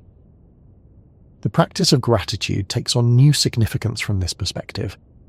When you feel grateful for something as if it has already occurred, you're not engaging in self-deception.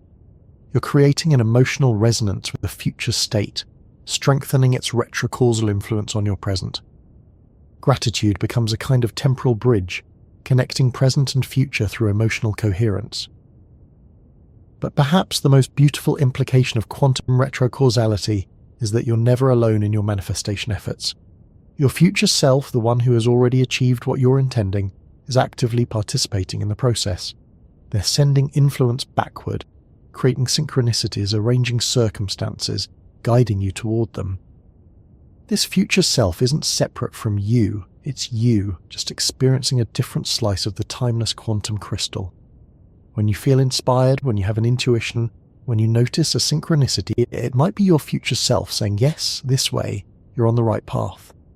Of course, multiple future selves exist in the quantum multiverse, each in different branches of possibility. The one that influences you most strongly might be the one you resonate with most clearly through your intentions and emotions. By choosing which future self to connect with through your consciousness, you're selecting which branch of the multiverse you're most likely to experience. This creates a beautiful feedback loop. You imagine and intend a future. That imagined future becomes a possible future self. That future self influences your present through retrocausality. You make choices aligned with that influence. Those choices increase the probability of experiencing that future. The future self becomes more real, its influence becomes stronger, and the cycle continues. But remember, this isn't a mechanical process. It's creative, participatory, alive with possibility. The future that manifests might not be exactly what you imagined, because the universe is creative too, adding its own innovations to your intentions. The job you manifest might be different from what you visualize, but perfect in ways you couldn't have imagined. The relationship might not look like what you expected, but might teach you exactly what you need to learn. This creative collaboration between consciousness and cosmos means that manifestation is as much about discovery as it is about creation. You're not just manifesting things or circumstances, you're manifesting experiences that reveal new aspects of yourself and reality. Each manifestation is an exploration, an experiment, an adventure in consciousness.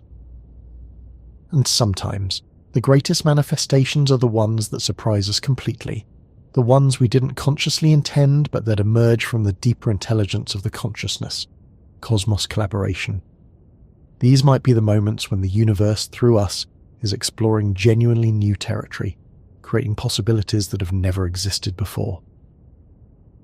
As we float here together in the gentle space between waking and sleeping, between intention and surrender, between present and future, consider this. Your very existence, your consciousness, your ability to imagine and intend and hope might be the universe's greatest manifestation. Through you, the cosmos has manifested the ability to know itself, to explore itself, to create itself anew in each moment. Every desire you feel, every intention you hold, every future you imagine is the universe exploring its own possibilities through your unique perspective. You're not separate from the cosmic creative process. You're the process, localized in a particular body, focused through a particular mind, but connected through quantum entanglement to everything that is, was, and ever could be. Your manifestations, whether they seem small or large, personal or universal, are all part of this cosmic exploration. The cup of tea you manifest by intending it and then making it. The relationship you manifest through intention and openness. The career you manifest through vision and action. The healing you manifest through belief and treatment. They're all equally miraculous, equally quantum, equally sacred expressions of consciousness shaping reality through the power of intention.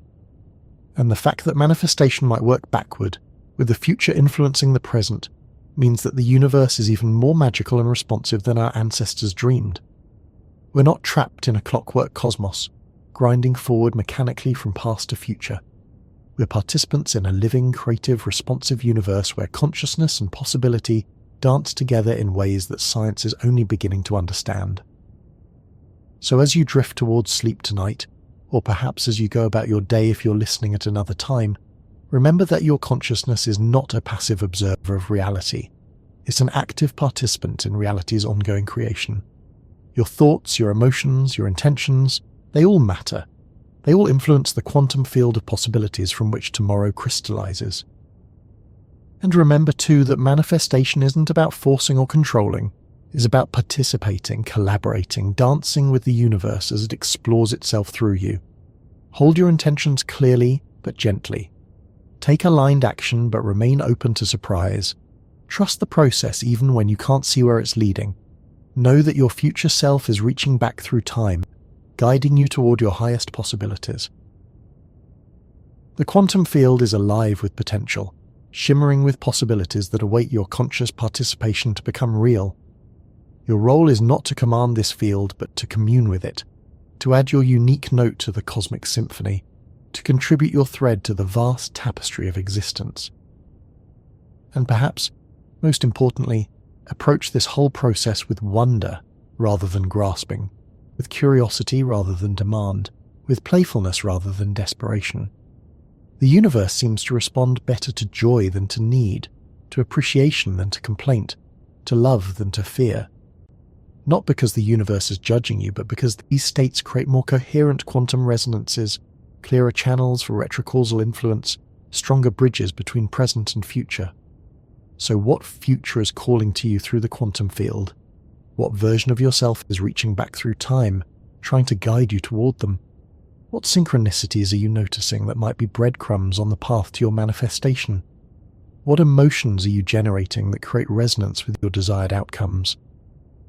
These aren't just philosophical questions. According to the quantum model we've been exploring, they're practical tools for navigation through the probability landscape of your life. Every time you pause to feel into your future, every time you notice a synchronicity, every time you choose alignment over resistance, you're participating in the quantum manifestation process. And remember, this process is happening whether you're conscious of it or not. Your thoughts and emotions are always influencing the quantum field, always collapsing possibilities into actualities, always participating in the creation of reality. The question isn't whether you're manifesting. You're always manifesting something. The question is whether you're doing it consciously, deliberately, in alignment with your deepest desires and highest good. This brings us to a crucial point about what we might call quantum hygiene. Just as you maintain physical hygiene to keep your body healthy, maintaining quantum hygiene keeps your consciousness, reality interface clean and effective. This means regularly clearing negative thought patterns that might be creating unwanted attractors in the quantum field. It means consciously choosing which futures to energize through your attention and emotion. It means staying aware of the retrocausal influences you're both sending and receiving. Meditation, from this perspective, becomes not just a stress relief tool, but a quantum tuning practice. When you meditate, you're creating coherence in your consciousness, aligning the countless quantum processes in your brain into a unified field. This coherent field can then interact more effectively with the larger quantum field of reality, sending clearer intentions and receiving clearer guidance. But meditation isn't the only tool for quantum hygiene. Movement practices like yoga or Tai Chi might help by creating coherence between mind and body, aligning the quantum fields of your neurons with the quantum fields of your cells. Creative practices like art or music might help by opening channels to non-linear, non-local aspects of consciousness that have better access to quantum information. Even simple practices like spending time in nature might support quantum manifestation.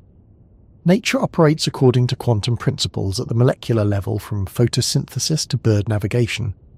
When you immerse yourself in nature, you might be entraining your consciousness to these natural quantum rhythms, becoming more coherent with the quantum processes that underlie all of life. Sleep and dreams deserve special attention in our exploration of quantum manifestation. During sleep, your conscious mind releases its grip on consensus reality, and your brain enters states that might be more quantum coherent than waking consciousness. Dreams might be glimpses into parallel branches of the multiverse, explorations of probability paths you're not taking in waking life, or communications from future selves trying to guide you towards certain outcomes. This might be why setting intentions before sleep is such a powerful practice. As you drift off, holding your desired outcome gently in awareness, you're programming your quantum navigator for the night's journey. Your sleeping brain, freed from the constraints of classical logic, might be able to access quantum information channels that are closed during waking hours. The insights, intuitions, and solutions that arise from sleep might be gifts from the quantum field, processed and delivered through your dreaming mind. The phenomenon of lucid dreaming takes on special significance from this quantum perspective. When you become conscious within a dream, you're directly experiencing the malleable nature of reality, the way consciousness can shape experience. Lucid dreams might be training grounds for quantum manifestation, safe spaces to practice collapsing possibilities into actualities without the constraints of physical law. But let's explore an even deeper aspect of this quantum dance, the role of love in manifestation. Love, in all its forms, romantic love, familial love, Self-love, universal love, might be more than just an emotion. It might be a fundamental force that creates coherence in the quantum field. When you love something or someone, you create what physicists might call a quantum bond, an entanglement that transcends space and time. This bond creates correlation patterns in the quantum field, making certain outcomes more probable. When you manifest from a place of love rather than fear or lack, you might be tapping into this fundamental coherence, creating force of the universe. Think about how love feels in your body, that warmth, that expansion, that sense of connection. These sensations might be your conscious experience of quantum coherence, of your personal quantum field aligning with larger patterns of universal order. When you generate love while holding your manifestation intention, you might be creating the optimal quantum conditions for that intention to manifest. This could explain why manifesting for others often feels easier than manifesting for yourself. When you hold a pure intention for someone else's well-being, you naturally generate love and release attachment. You create clear, coherent quantum patterns without the interference of ego, fear, or grasping. The manifestation flows more easily because the quantum channels are clearer. It might also explain why gratitude is such a powerful manifestation accelerator. Gratitude is a form of love. Love for what is, love for what's coming, love for the process itself. When you feel genuine gratitude, you create coherence between your present state and your desired future state. You're essentially telling the quantum field, yes, more of this please, and the field responds by shifting probabilities in that direction. But love in the context of quantum manifestation isn't just soft and gentle. It can be fierce, passionate, unwavering. The love that drives you to persist despite obstacles. The love that gives you courage to take quantum leaps. The love that burns away everything that isn't aligned with your truth. This too is part of the manifestation process. This fierce love might be what breaks through quantum barriers, creating what physicists call quantum tunneling events in your life. Just as particles can tunnel through energy barriers they shouldn't classically be able to cross, your consciousness, powered by love, might be able to tunnel through probability barriers to reach seemingly impossible outcomes. Let's consider the role of faith in quantum manifestation. Faith, often dismissed by rationalists as wishful thinking, might actually be a sophisticated quantum technology. Faith is holding a clear vision of an outcome even when current evidence suggests it's unlikely. From a quantum perspective, faith might be maintaining a future boundary condition despite present circumstances that seem to contradict it. When you have faith in your manifestation, you're refusing to let present observations collapse your future possibilities. You're keeping the quantum door open, maintaining superposition, allowing the probability waves to continue evolving toward your desired outcome. Faith becomes a kind of quantum stubbornness, a refusal to let current reality define future possibility. But faith in the quantum sense isn't blind. It's based on understanding the principles we've been exploring, that the future can influence the present, that consciousness participates in creating reality, that all possibilities exist in the quantum field waiting to be collapsed into actuality. Faith becomes informed trust in the quantum process, even when you can't see how it's working. This might be why doubt is so destructive to manifestation. Doubt is constantly collapsing the wave function into states of non-manifestation. Every time you doubt, you're observing the absence of your desire, strengthening the probability that it will continue to be absent. Doubt creates what we might call negative quantum feedback loops, where the absence of manifestation creates more doubt, which creates more absence. Breaking these negative loops requires what we might call quantum intervention, a deliberate shift in observation that disrupts the pattern. This might involve taking a break from focusing on the manifestation, allowing the probability waves to reset. Or it might involve a sudden decisive shift in perspective, what some traditions call a leap of faith, that breaks you out of the doubt cycle and into a new probability stream. The timing of manifestation is another fascinating aspect to explore through our quantum lens. Why do some things manifest quickly while others take years or never manifest at all? The quantum model suggests several factors might be at play. First, there's what we might call probability distance. Some outcomes are closer to your current state in probability space, requiring smaller quantum shifts to manifest. Others are farther away, requiring larger shifts or multiple sequential shifts. Manifesting a cup of coffee is probabilistically close. You know how to make coffee, you have access to coffee, the quantum shift required is minimal. Manifesting a complete career change might be probabilistically distant, requiring many intermediate shifts to bridge the gap. Second, there's quantum resistance from competing probability streams. If many other consciousnesses are intending outcomes that conflict with yours, or if you have unconscious parts of yourself resisting the manifestation, these create what we might call probability headwinds.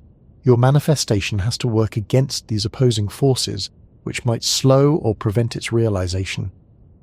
Third, there's the factor of quantum timing. Just as particles have optimal moments for quantum transitions, there might be optimal moments for manifestation. These might correspond to what astrologers call favorable aspects, what the I Ching calls opportune moments, or what we simply experience as good timing.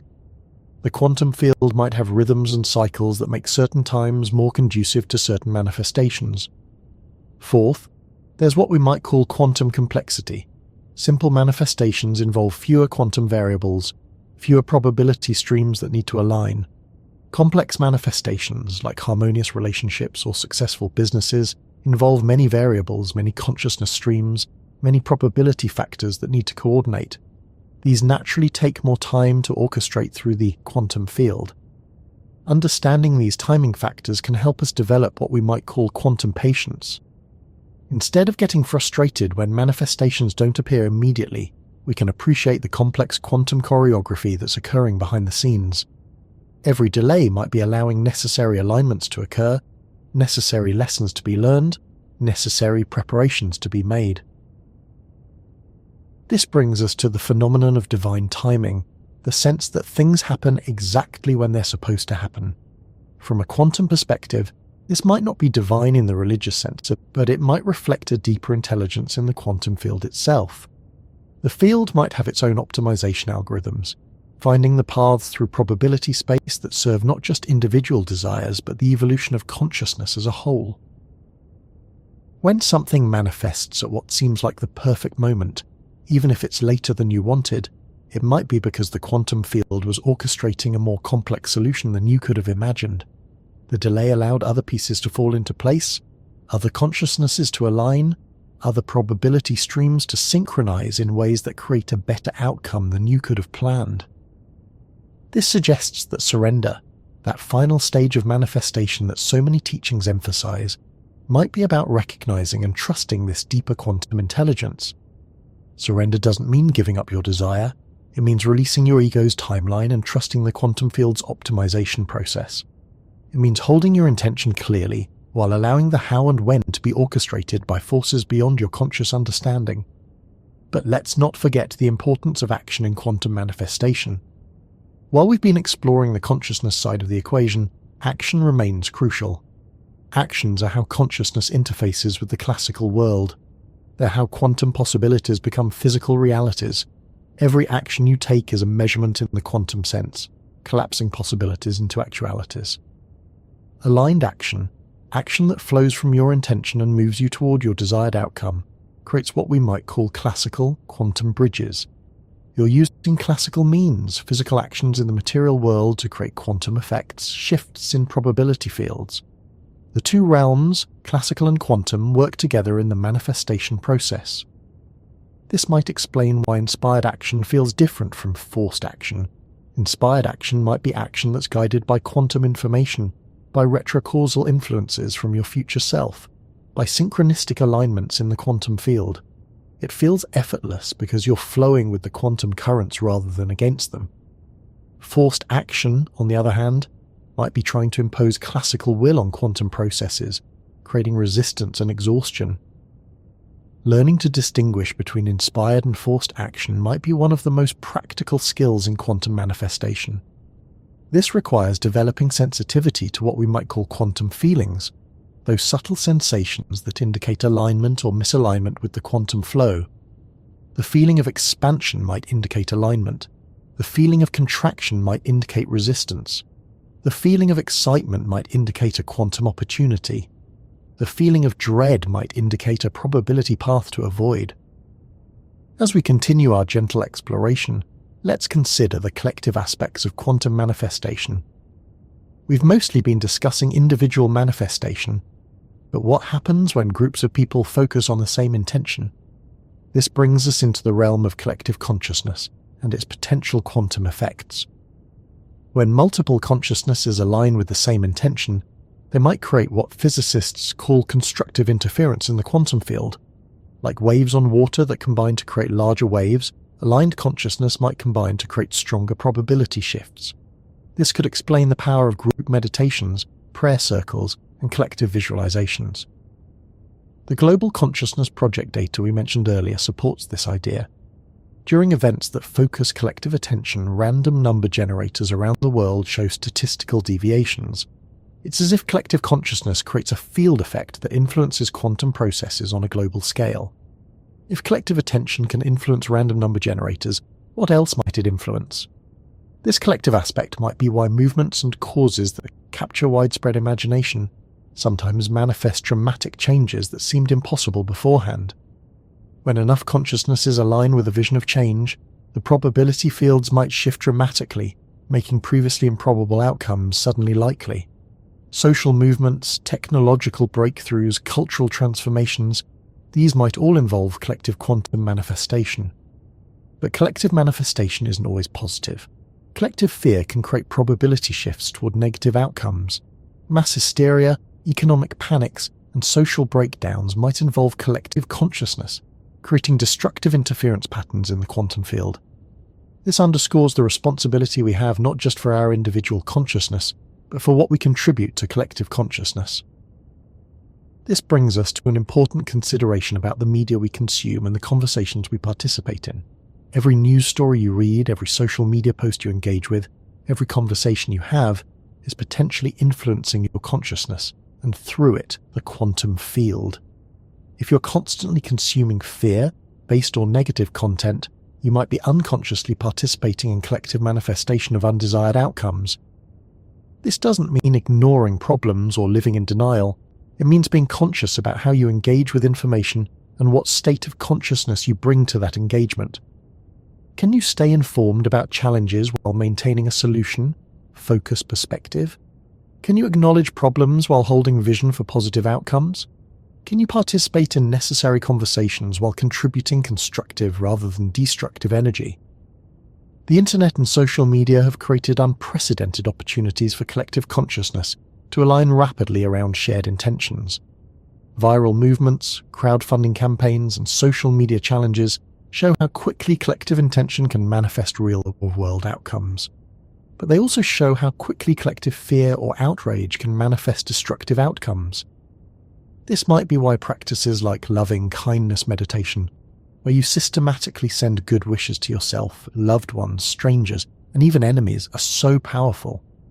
You're not just improving your own state of consciousness, you're contributing positive patterns to the collective quantum field, potentially influencing probability shifts that benefit everyone.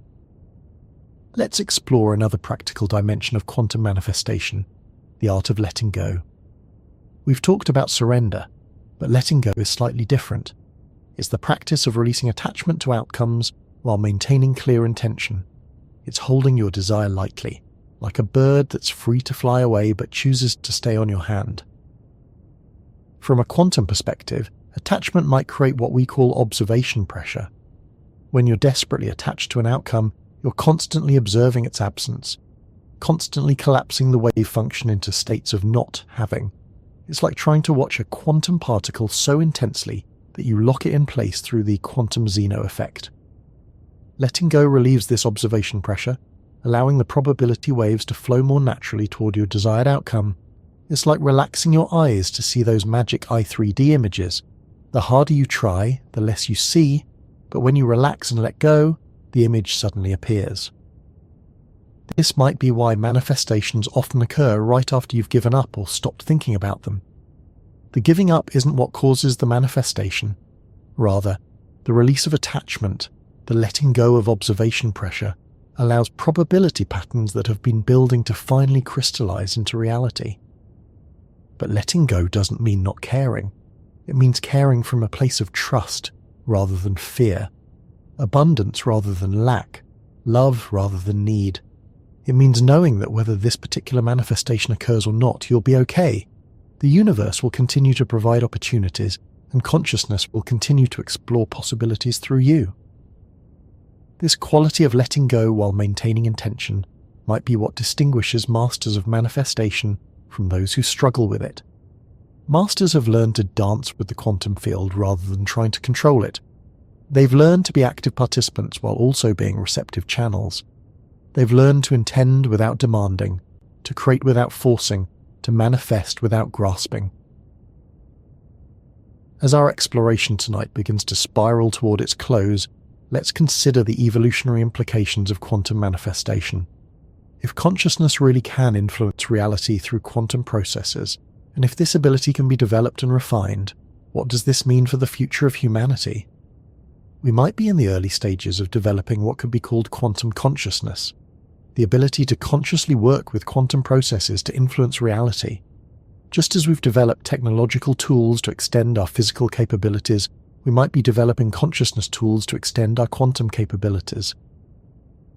Meditation, visualization, intention, setting, energy work, all these practices that have been developed across cultures and centuries might be early technologies for quantum consciousness.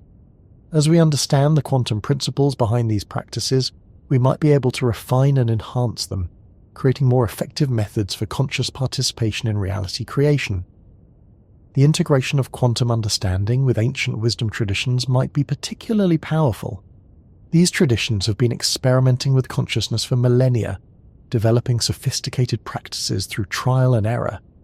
Now, with quantum mechanics providing a theoretical framework, we might be able to understand why these practices work and how to optimize them. Future generations might look back on our current understanding of manifestation the way we look back on early attempts at flight. We see the principles, we have some success, but we're still far from mastering the technology.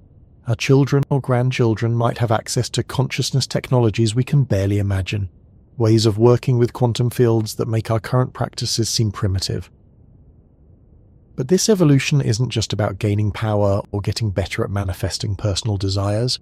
It's about consciousness itself evolving, becoming more aware of its own nature and capabilities. As more humans develop quantum consciousness, humanity as a whole might undergo a phase transition, like water turning to steam, suddenly expressing new properties and capabilities. This collective evolution might be necessary for humanity's survival and thriving.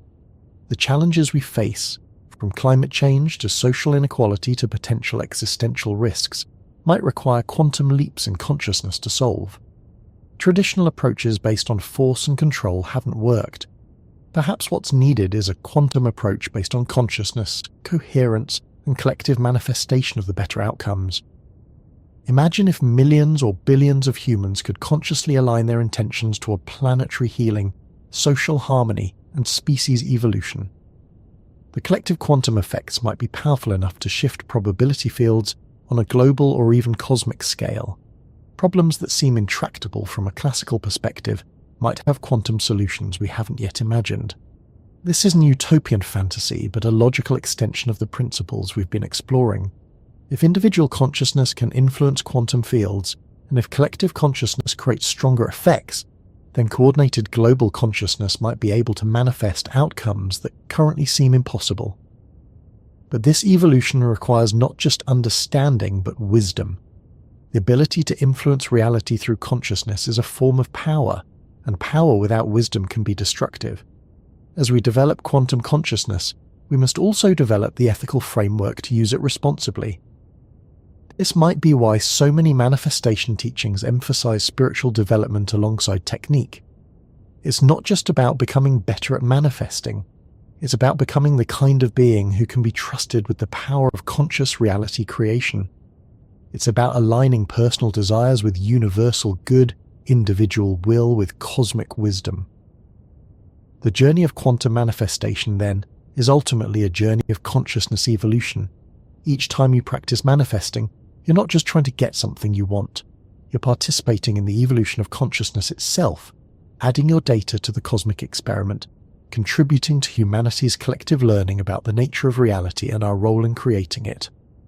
Your successes teach us what's possible. Your failures teach us about constraints and limitations.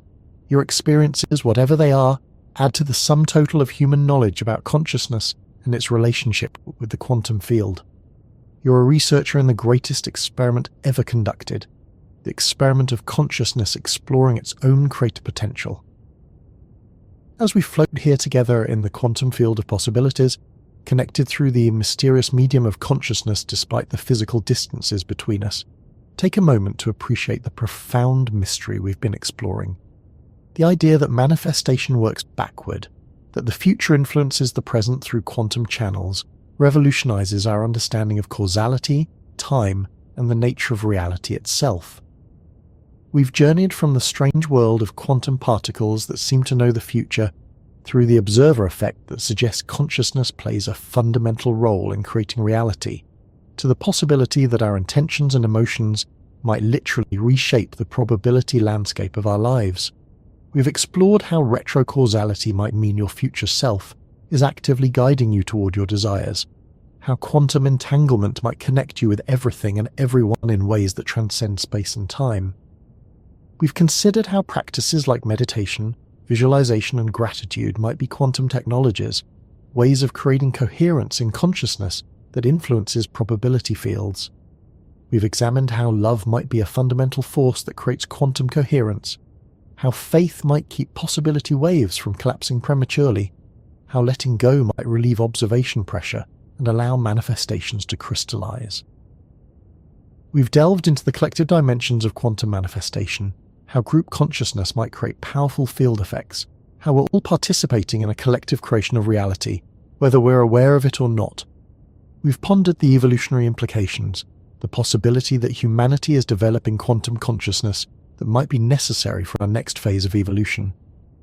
Through it all, we've maintained a balance between scientific rigor and speculative exploration, between skepticism and wonder, between the known and the mysterious, because that's where the most interesting discoveries happen, at the edge between what we understand and what we're just beginning to glimpse. The truth is, we don't know for certain if consciousness can influence reality through quantum processes. We don't know if the future really reaches back to influence the present. We don't know if our thoughts and emotions create ripples in the probability fields that shape our experiences. These ideas remain at the frontier of science and philosophy, disputed, debated, and evolving. But what we do know is that consciousness and quantum mechanics are both profound mysteries that challenge our common sense understanding of reality. We know that the universe is far stranger than classical physics suggested, full of phenomena like superposition, entanglement, and wave-particle duality that seem almost magical. We know that consciousness, despite being the most intimate aspect of our existence, remains largely unexplained by conventional science. The intersection of these two mysteries, consciousness and quantum mechanics, might be where the next great revelations about the nature of reality emerge. And by exploring quantum manifestation, by experimenting with consciousness as a creative force, by practicing the art of intentional reality creation, we're participating in this exploration. Whether quantum manifestation works exactly as we've described, or in ways we haven't yet imagined, the practice itself is transformative. When you clarify your intentions, align your emotions, notice synchronicities, and take inspired action, you're developing capabilities that serve you regardless of the underlying mechanism. You're becoming more conscious, more intentional, more aligned with your deepest desires and highest purposes. And perhaps that's the real magic, not that consciousness might influence quantum fields, though that would be remarkable enough, but that by exploring these possibilities we become more conscious. We wake up from the trance of mechanical existence and recognize ourselves as creative participants in an ongoing cosmic experiment. Every moment becomes an opportunity for conscious creation. Every thought becomes a vote for which reality we want to experience. Every emotion becomes a resonance that attracts corresponding experiences. Every action becomes a bridge between the quantum realm of possibility and the classical realm of actuality. Living with this awareness transforms ordinary existence into an extraordinary adventure. The mundane becomes magical when you recognize that you're constantly participating in the creation of reality. The simple act of imagining a desired future becomes a profound practice of reaching through time to guide yourself toward that future. Even challenges and obstacles take on new meaning when viewed through the quantum lens.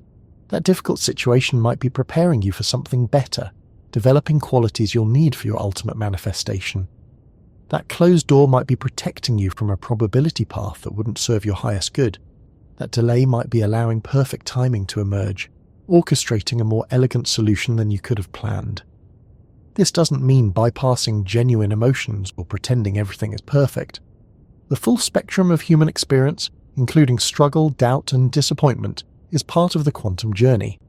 These experiences provide contrast, information, and growth that might be essential to the manifestation process. The key is to experience them consciously, to learn from them, and to maintain connection with your deeper intentions even through difficulty. As we prepare to complete our journey tonight, let's return once more to the central insight that manifestation might work backward through quantum retrocausality. This isn't just an abstract concept, but a practical key that might unlock new approaches to creating the life you desire. Instead of always pushing forward from present to future, trying to force outcomes through will and effort, consider that your desired future might already exist in the quantum field, reaching back to guide you toward it. Instead of seeing yourself as separate from your goals, struggling to achieve them, recognize that you and your achieved goals might already be quantumly entangled, connected through probability channels that transcend linear time. When you feel stuck or discouraged, remember that your future successful self might be sending you exactly the experiences you need to become who you need to be to inhabit that success. When synchronicities occur, recognize them as possible communications from your future, breadcrumbs on the quantum path to your desires. When you practice visualization and emotional alignment, know that you might be doing more than psychological preparation. You might be establishing quantum resonance with your desired future, strengthening the retrocausal influences that guide you toward it. When you let go and surrender, you might be allowing the natural flow of retrocausality to work without interference from your conscious mind's limited perspective. This quantum view of manifestation invites a profound shift in how we relate to time, causality, and our own creative power. We're not victims of circumstance, trapped by the past and uncertain about the future. We're quantum navigators, choosing which probability paths to follow through the infinite garden of forking timelines. The future isn't fixed, waiting to happen to us.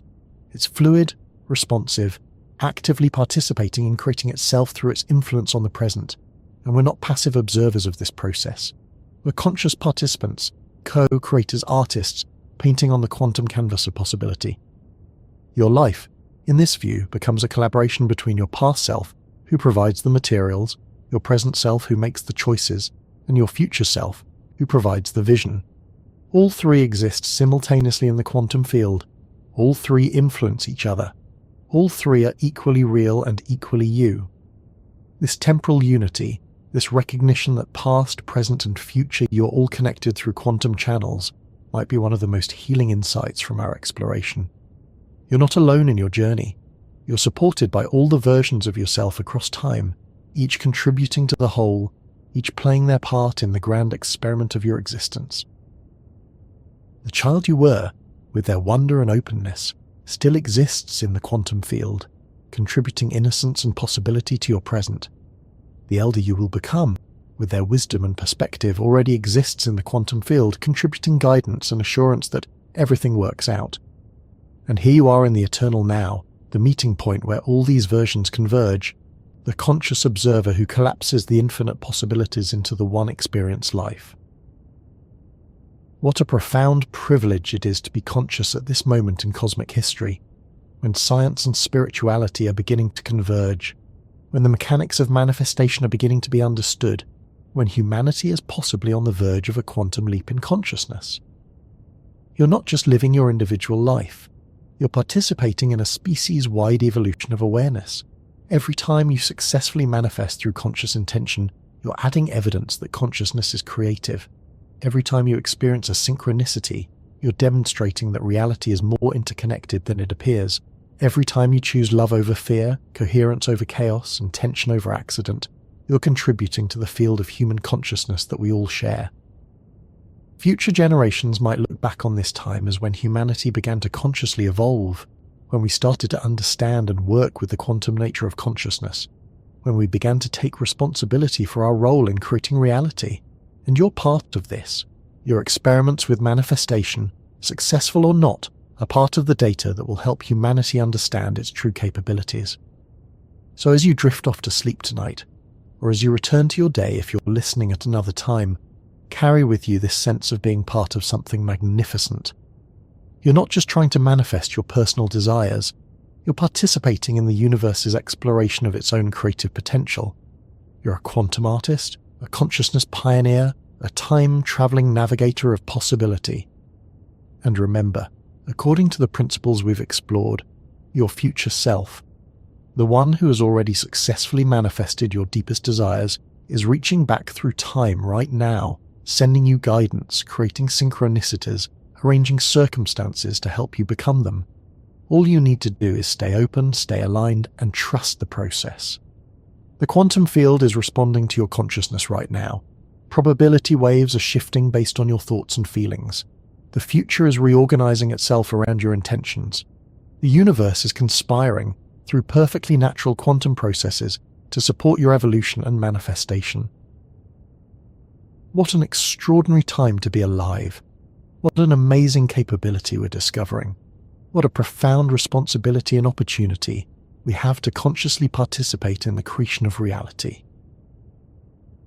In the stillness of night, when the world softens and slows, when the harsh edges of classical reality blur into quantum possibility, remember that beneath the apparently solid surface of things, everything is dancing. Particles are popping in and out of existence. Waves are interfering constructively and destructively. Consciousness is collapsing possibilities into actualities, and through it all, the future is reaching back to touch the present, guide it, shape it, love it into being. You might think you're lying still, but you're actually traveling at tremendous speed through space-time. You might think you're separate, but you're actually entangled with everything. You might think you're stuck, but you're actually navigating through infinite possibilities. You might think you're alone, but you're actually supported by all versions of yourself across time and space. The stillness is only an illusion. Beneath it, the quantum field is alive with potential, responsive to consciousness, creative beyond imagination. And you're part of it all, not a separate observer but an integral thread in the cosmic tapestry, a unique and essential note in the universal symphony, a conscious co-creator in the greatest story ever told, the story of existence itself. Thank you so much for joining me on this gentle journey through the looking glass of quantum reality. Thank you for bringing your consciousness to these ideas, for adding your thread to our collective exploration. Your attention, your intention, your participation, it all matters more than you might imagine. If this exploration of quantum manifestation and reverse causality has sparked new thoughts or possibilities in your mind, if it's helped you see your creative power in a new light, I'd be truly grateful if you'd leave a like and subscribe to the channel, and your engagement helps these ideas reach other curious souls who might be ready to explore the quantum nature of consciousness. And do share in the comments where you listened from tonight and what time it was in your corner of our quantum entangled world. I find it endlessly fascinating to imagine our collective constellation of consciousness, each of us in our own present moment yet connected through these ideas across space and time. Remember to be gentle with yourself as you explore these possibilities. Quantum manifestation isn't about perfection or forcing outcomes. It's about conscious participation in the creative dance of existence. Every step, every stumble, every success, it's all part of the learning, all part of the journey, all part of the magnificent experiment of consciousness discovering its own nature. May your dreams be filled with quantum possibilities. May your sleep be deep and restorative. May you wake refreshed and ready to consciously create another day of your extraordinary life.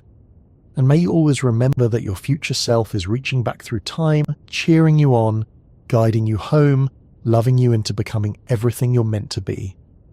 This video, as always, has been for relaxation and education. It is not medical advice or a substitute for professional care. If you're dealing with serious life challenges, please reach out to appropriate professionals who can provide the support you need. Always look after yourself with the same care and intention you bring to your manifestations. Sweet dreams, dear quantum navigators. May your probability waves collapse in the most beautiful ways. May your intentions ripple through the field of possibility and return to you magnified. May you rest peacefully knowing that the universe is not only stranger than you imagine, but more responsive to your consciousness than you've dared to dream.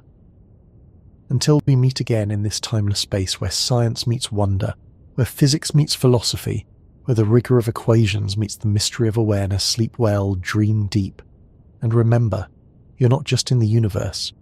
You are the universe, conscious of itself, exploring itself, creating itself anew in each eternal moment. Let's start with the basics. You've probably heard about manifestation, that curious idea that our thoughts and intentions can somehow influence reality in ways that seem to defy conventional cause and effect. Perhaps you've tried it yourself, setting clear goals, visualizing outcomes, maintaining positive thoughts, only to find that sometimes it works in ways that feel almost magical, and other times it seems to accomplish absolutely nothing at all. The whole concept sits uncomfortably between wishful thinking and genuine mystery, leaving many people wondering whether there's any real substance beneath the surface of what often sounds like elaborate positive thinking. But hold that thought gently because, as it turns out, even something as controversial as manifestation might have roots in some of the most profound and well-established principles of quantum physics. Not in the oversimplified way that many popular books suggest, but in subtle, sophisticated ways that reveal how the very nature of reality at its most fundamental level operates according to principles that seem to mirror what manifestation practitioners have been describing for centuries. The traditional approach to making things happen in your life follows what we might call classical physics thinking. You identify what you want, you break it down into logical steps, you take action in a linear sequence, and you measure your progress along the way. It's the same mechanistic approach that works beautifully for building a house or planning a vacation. You start with a blueprint, gather materials, follow the construction sequence, and eventually you have a finished product, cause leads to effect in a predictable, measurable chain. This classical approach assumes that the future is essentially a logical extension of the present, shaped by the actions you take and the efforts you make. If you want to lose weight, you calculate the calories, design the exercise program, and execute the plan.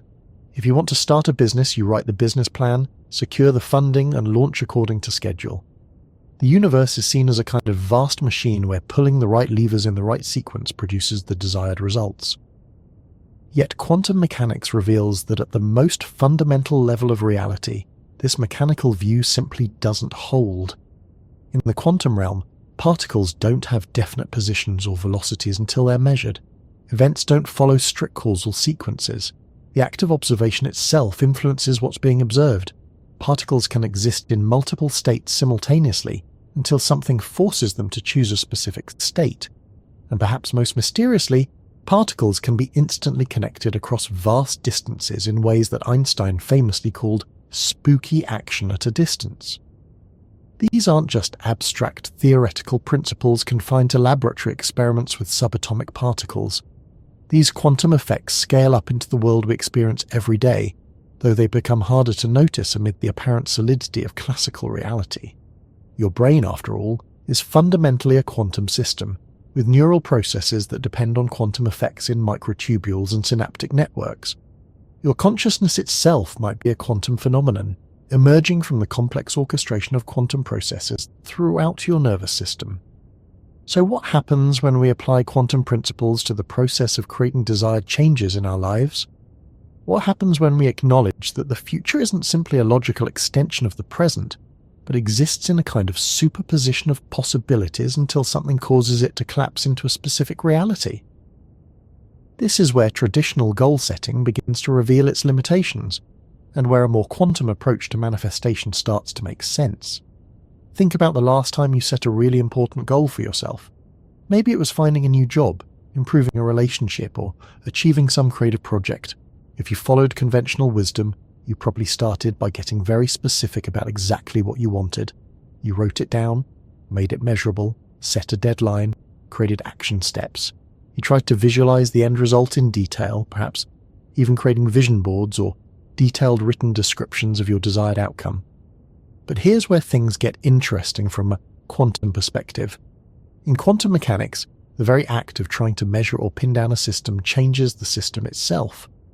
This is the famous measurement problem, where the attempt to observe a quantum system forces it to collapse from a state of multiple possibilities into a single definite state.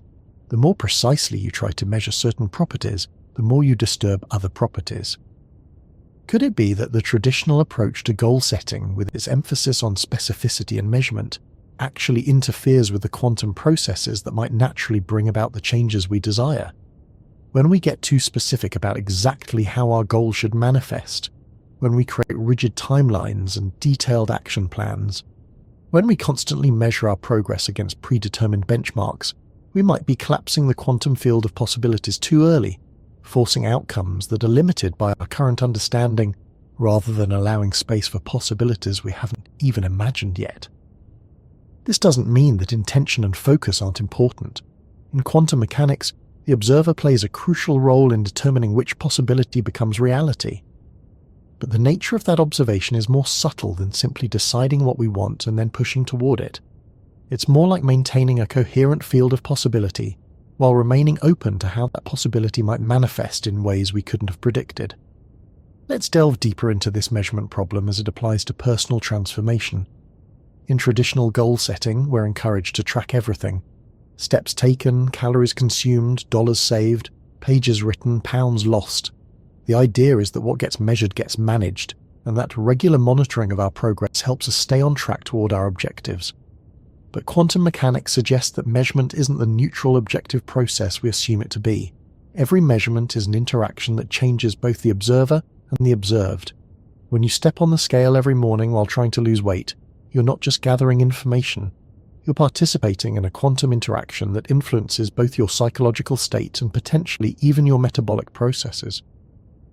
Consider what happens on a morning when the scale shows a number you don't like. That measurement instantly collapses your field of possibilities from the quantum superposition of potential progress into a specific reality that might trigger disappointment, self-criticism, or the kind of emotional state that actually makes it harder for your body to release weight.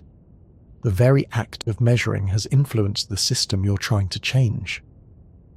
This is why so many people report better results when they focus less on tracking specific metrics and more on maintaining the feeling state or identity that aligns with their desired outcome. When you operate from the feeling of already being the person who naturally maintains your ideal weight, you're working with quantum coherence rather than against it. You're allowing the field of possibilities to remain open while maintaining a clear but flexible intention about the general direction of change. The same principle applies to any kind of transformation.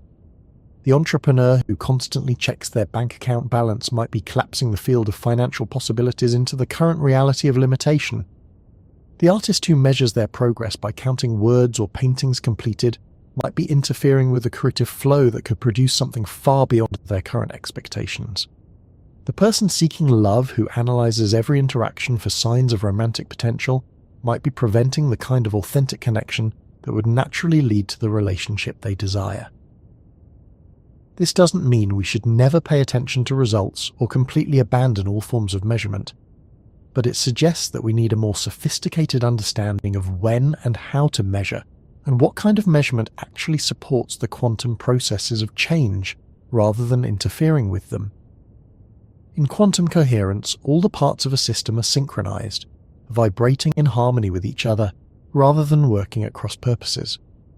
When a quantum system achieves coherence, it can accomplish things that seem impossible from a classical physics perspective.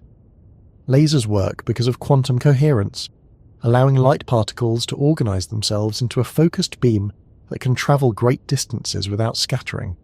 Superconductors work because of quantum coherence, allowing electrical current to flow without resistance. Could it be that successful manifestation requires a similar kind of coherence between our thoughts, emotions, actions, and unconscious patterns?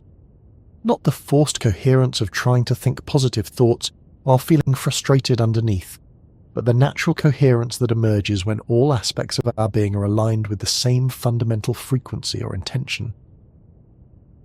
Most people approach goal achievement by trying to force coherence through willpower and discipline. They use their conscious mind to override conflicting impulses, to push through resistance, to maintain motivation even when they don't feel like taking action. It's the same approach you might use to force two magnets together when their poles are repelling each other. You can do it, but it requires constant effort and energy, and the moment you stop applying force, the magnets spring apart again. Quantum coherence operates on a completely different principle. Instead of forcing alignment through effort, you create the conditions where alignment happens naturally. You tune into the fundamental frequency of your desired outcome and allow all the different aspects of your being to gradually synchronize with that frequency, the way tuning forks will naturally come into resonance when placed near each other. This kind of coherence isn't achieved through mental techniques or emotional manipulation. It emerges from a deeper place of authenticity, where your desire for change comes not from a sense of inadequacy or dissatisfaction with what is, but from a genuine excitement about exploring new possibilities.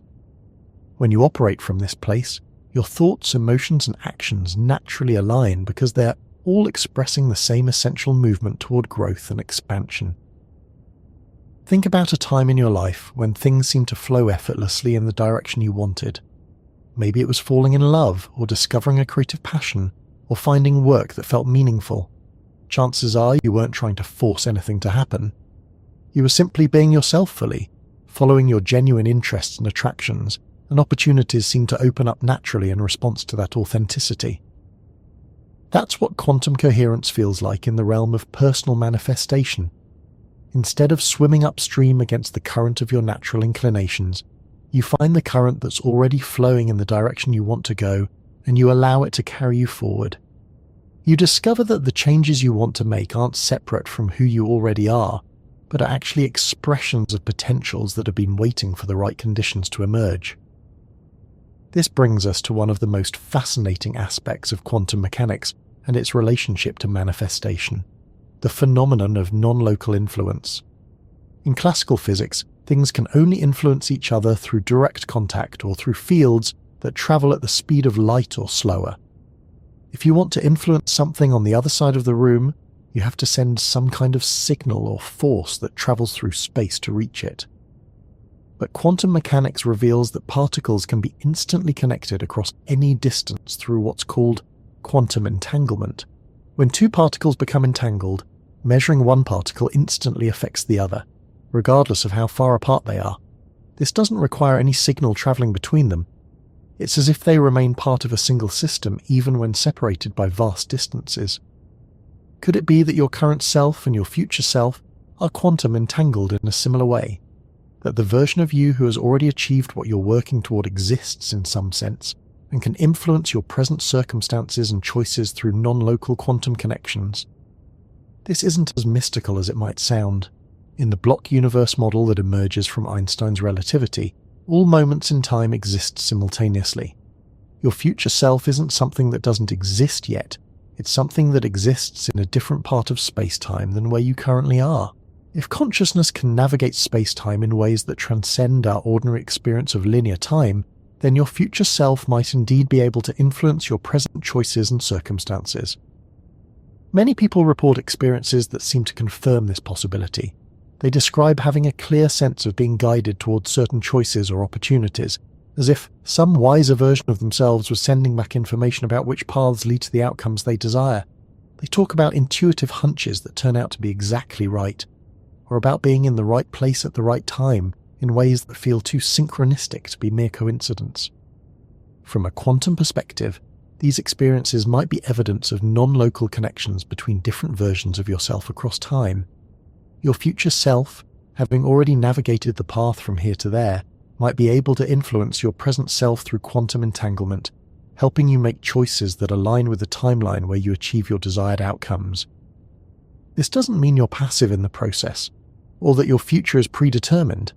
It means you're participating in a dynamic, interactive relationship with the field of possibilities that includes versions of yourself who have explored different potential futures. The choices you make in the present influence which future self you become entangled with, and that future self influences the opportunities and insights available to you right now. Working with this principle means learning to listen for the subtle guidance that's always available, the gentle nudges toward choices that align with your highest potential. It means paying attention to the patterns of synchronicity that seem to support certain directions and redirect you away from others. It means trusting the part of yourself that knows things your logical mind hasn't figured out yet, and allowing that deeper wisdom to guide your actions even when you can't see the full picture. But here's where the quantum nature of manifestation becomes even more intriguing. In quantum mechanics, particles can exist in what's called superposition, occupying multiple states simultaneously until something forces them to collapse into a single definite state. An electron can be spinning both clockwise and counterclockwise at the same time. A photon can be traveling through multiple paths simultaneously until it reaches a detector that forces it to choose a specific path. Could it be that the most effective approach to manifestation involves learning to hold multiple potential realities in superposition, rather than collapsing too quickly into one specific outcome?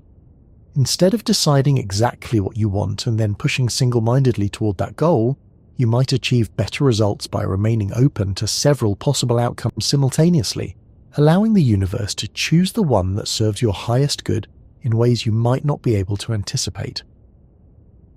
This requires a different kind of mental flexibility than most of us are used to. We're trained to make decisions, to commit to specific goals, to choose one path and stick with it. But quantum superposition suggests that there might be power in remaining indefinite for longer than feels comfortable, in holding space for multiple possibilities without forcing a premature collapse into certainty. Think about it this way. When you set a very specific goal, like earning exactly $85,000 by the end of the year, you're essentially collapsing the infinite field of financial possibilities into one narrow outcome. But what if the universe had opportunities available for you to earn $120,000? Or what if there were non-monetary forms of abundance that would serve you even better than the specific dollar amount you chose? By remaining too attached to your specific goal, you might be excluding possibilities that would exceed your expectations in ways you couldn't have imagined. Instead of collapsing into specificity too early, you could hold the general intention of increasing financial abundance while remaining open to how that might manifest. You could maintain the feeling state of financial security and freedom without being attached to exactly how much money that requires or exactly how it arrives. This doesn't mean being vague or uncommitted about what you want. It means being clear about the essence of what you're seeking while remaining flexible about the form it takes. If what you really want is the feeling of security and freedom that you associate with more money, then you stay focused on cultivating that feeling while remaining open to all the different ways the universe might provide experiences that generate those feelings. Maybe the abundance comes in the form of money, but maybe it comes in the form of opportunities that reduce your expenses while increasing your satisfaction. Maybe it comes through relationships that provide support and connection in ways that make you feel more secure than any amount of money could. Maybe it comes through discovering gifts and talents you didn't know you had, opening up possibilities for contribution and fulfillment that transform your entire relationship with work and value. By holding multiple realities in superposition, you're working with the quantum field rather than against it. You're allowing the universe to surprise you with solutions that might be far more elegant and satisfying than anything your limited perspective could have designed. This brings us to one of the most profound aspects of quantum manifestation, the role of emotional alignment in creating and maintaining quantum coherence. In traditional goal setting, emotions are often seen as either helpful motivation or problematic obstacles to overcome. You try to generate positive emotions to fuel your efforts, and you try to manage negative emotions that might interfere with your progress. But from a quantum perspective, emotions aren't just psychological experiences that help or hinder your goal achievement. They're fundamental frequencies that determine which quantum possibilities you're resonating with, and therefore which realities you're most likely to collapse into through your observations and interactions. Every emotion carries a specific vibrational signature, a pattern of energy that attracts similar patterns from the quantum field. When you consistently operate from emotions like gratitude, excitement, love, and appreciation, you're creating coherence with quantum possibilities that match those frequencies. When you operate from emotions like fear, resentment, desperation, and frustration, you're creating coherence with quantum possibilities that match those lower frequencies. This isn't about positive thinking or trying to force yourself to feel good when you don't. It's about understanding that emotions are information about which quantum states you're currently aligned with. and learning to shift your emotional frequency as a way of tuning into different possibilities. The key is learning to feel the emotions of your desired outcome before it manifests in physical reality.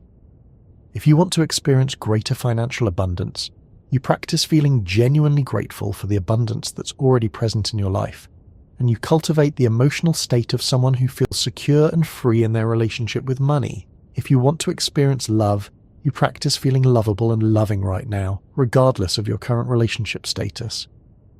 This isn't about pretending or fantasizing.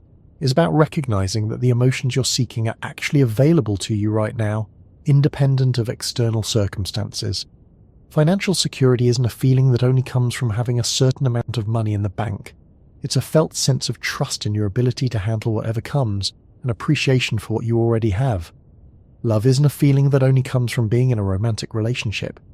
It's a fundamental attitude of openness and appreciation that you can cultivate in any moment. When you learn to access these emotional frequencies authentically, you're not just improving your mood or practicing positive psychology. You're actually tuning your quantum coherence to match the vibrational signature of your desired outcomes, making it much more likely that opportunities and circumstances that match those outcomes will begin appearing in your experience. But here's where it gets even more interesting.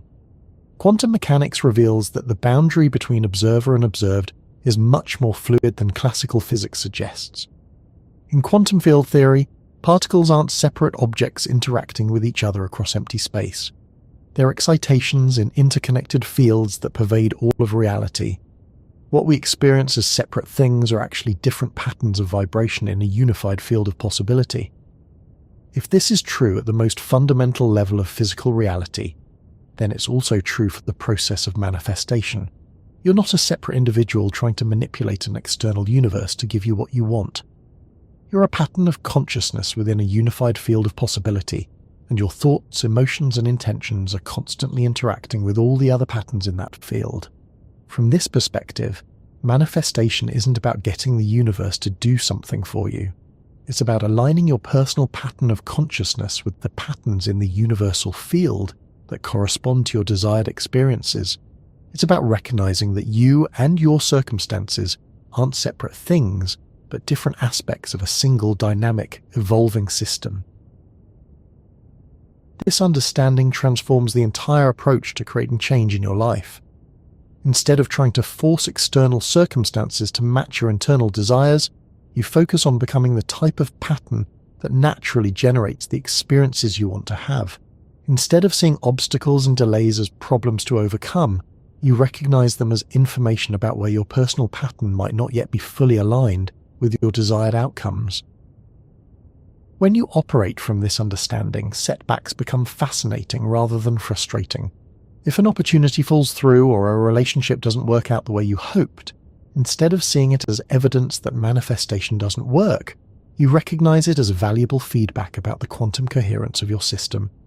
Something in your pattern of thoughts, emotions, beliefs, or actions wasn't quite aligned with the outcome you thought you wanted, and the universe is showing you that misalignment so you can refine your approach.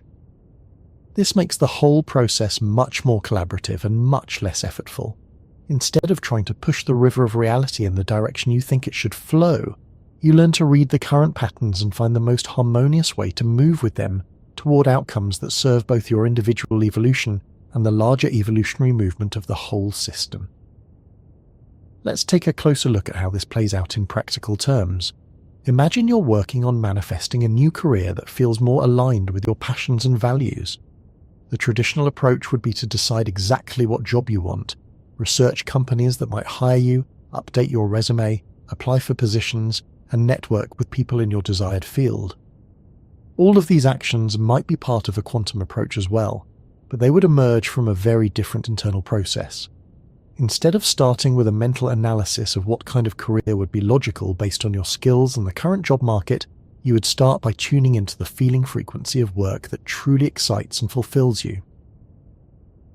You would spend time imagining yourself in work environments where you feel energized and appreciated, not trying to figure out what specific job that might be, but simply allowing yourself to feel what that kind of fulfillment would be like in your body. You would notice what kinds of activities naturally draw your attention and interest. What kinds of problems you find yourself thinking about even when you don't have to? What kinds of conversations light you up with enthusiasm? From this emotional and energetic exploration, you would begin to get a sense of the general direction that feels most alive for you. But you would hold that direction lightly, as a preference rather than a rigid requirement. You would take actions that feel inspired and natural, following genuine curiosity and attraction rather than forcing yourself to do things that feel like logical steps but don't generate any real enthusiasm.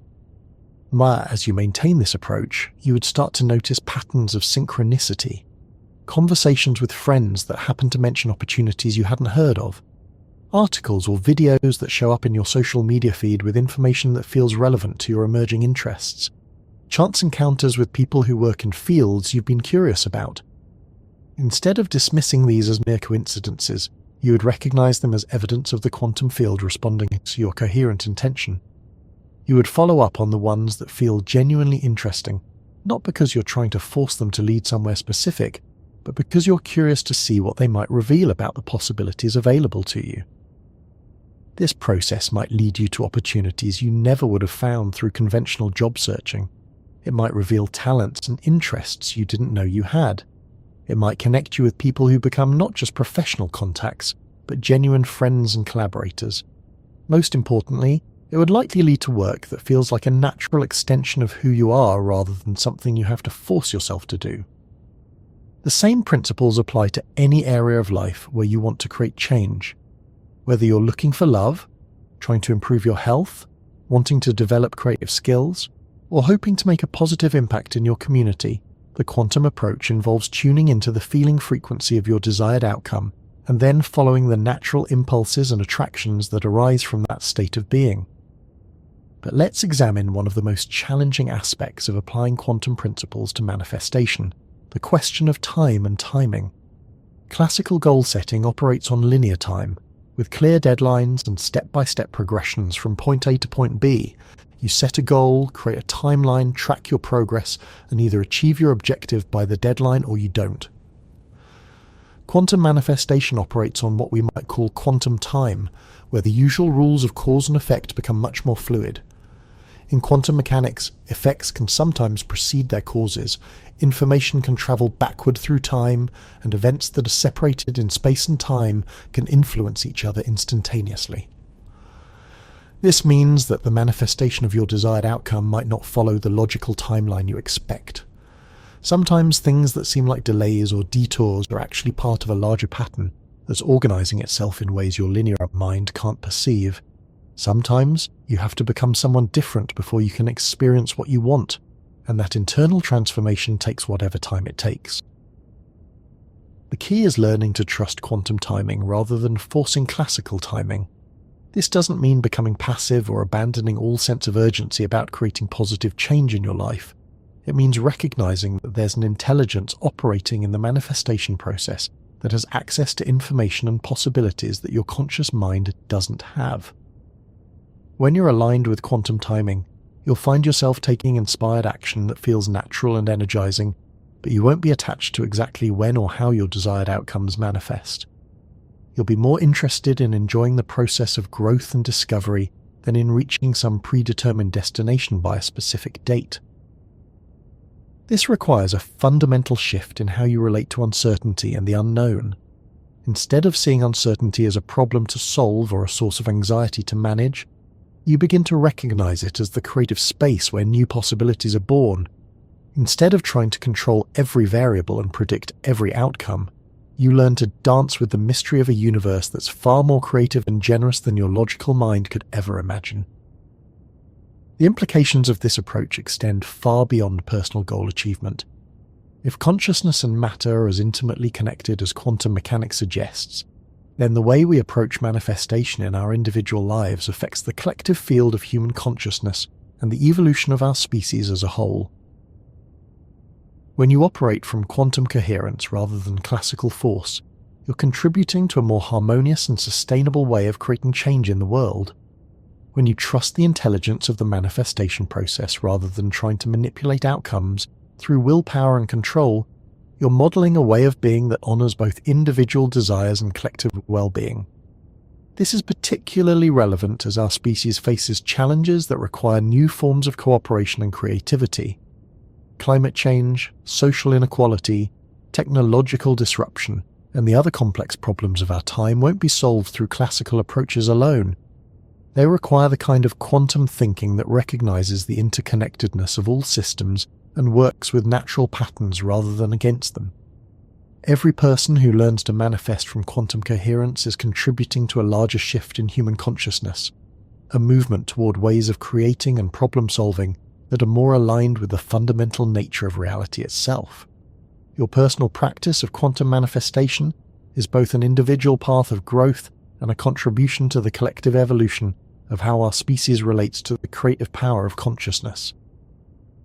As we delve deeper into these quantum principles, it becomes clear that manifestation isn't really about getting what you want as much as it's about discovering who you really are and what you're truly capable of becoming.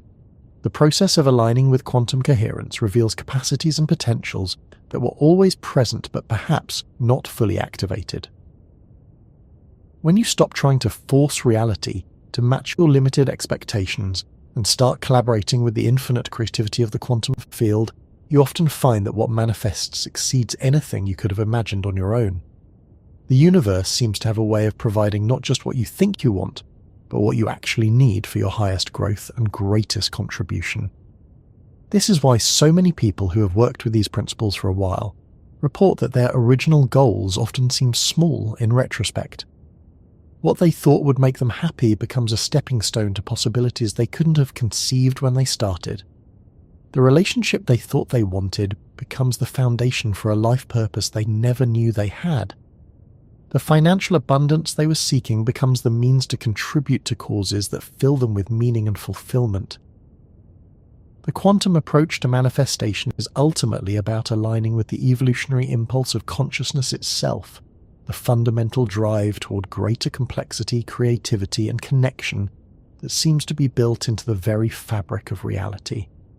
When you tune into this impulse and allow it to express itself through your individual life, you become a unique and irreplaceable contribution to the ongoing creation of the universe. Now let's explore one of the most subtle but powerful aspects of quantum manifestation, the role of what we might call quantum awareness in the manifestation process. In classical consciousness, you're either aware of something or you're not. Attention operates like a spotlight, illuminating one thing at a time while leaving everything else in darkness. But quantum consciousness operates more like a field, capable of maintaining awareness of multiple possibilities simultaneously, without collapsing them into definite states. This kind of awareness can hold paradox and ambiguity without needing to resolve them immediately. It can sense patterns and connections that aren't yet visible to logical analysis. Developing quantum awareness is essential for effective manifestation because it allows you to perceive the subtle signs and synchronicities that indicate when you're in alignment with your desired outcomes. It helps you sense when to take action and when to wait, when to push forward and when to allow, when to be specific about what you want and when to remain open to unexpected possibilities. This awareness develops through what we might call quantum meditation, practices that train your consciousness to operate more like a quantum field and less like a classical computer. Instead of trying to focus your attention on one thing and exclude everything else, you practice maintaining a soft, open awareness that can hold multiple streams of information simultaneously. One simple practice involves sitting quietly and allowing your awareness to expand, to include everything in your environment without trying to focus on any particular thing. You're aware of sounds both near and far, sensations in your body, thoughts and emotions arising and passing away, the quality of light and air around you. You're not analyzing or categorizing any of these experiences, just maintaining a spacious, receptive awareness that includes everything without grasping anything. As you develop this kind of awareness, you begin to notice subtleties that you missed when your attention was more focused and goal-oriented. You might sense the emotional undercurrents in conversations that weren't apparent before. You might notice patterns in your environment that seem to be responding to your internal states. You might become aware of impulses and attractions that feel like guidance from a deeper level of intelligence. This expanded awareness becomes particularly important when you're working with manifestation, because it allows you to perceive the quantum field of possibilities that surrounds every situation. Instead of seeing only the obvious options that your logical mind can identify, you begin to sense potentials that haven't yet crystallized into concrete opportunities. For example, if you're looking for new work, quantum awareness might help you sense that a casual conversation with a neighbor could lead to unexpected opportunities, even though there's no logical reason to think so. If you're hoping to improve your health, it might draw your attention to information or practitioners that wouldn't show up in a conventional internet search, but turn out to be exactly what you need. The more you develop this quantum awareness, the more you realize that the manifestation process is always operating around you. Opportunities are constantly arising and dissolving, connections are always being offered, and the universe is continuously presenting you with exactly the experiences you need for your growth and evolution. The challenge isn't making manifestation happen, it's developing the sensitivity to perceive and respond to the manifestation that's always already happening. This leads us to perhaps the most radical insight that emerges from applying quantum principles to manifestation. The process isn't really about creating something new or different in your life. It's about becoming conscious of potentials that already exist in the quantum field and learning to collapse them into manifest reality through the quality of your awareness and intention. From this perspective, everything you could ever want to experience already exists as a potential in the quantum field of infinite possibilities. Your role isn't to create these potentials from scratch, but to become the kind of consciousness that can perceive and actualize them. The abundant life you want already exists. The loving relationship you desire already exists. The meaningful work you're seeking already exists. They exist as quantum potentials waiting for the right conditions to collapse into your experiential reality.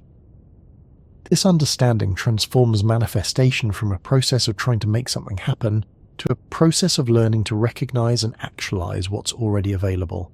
It shifts the focus from doing to being, from effort to alignment, from forcing to allowing.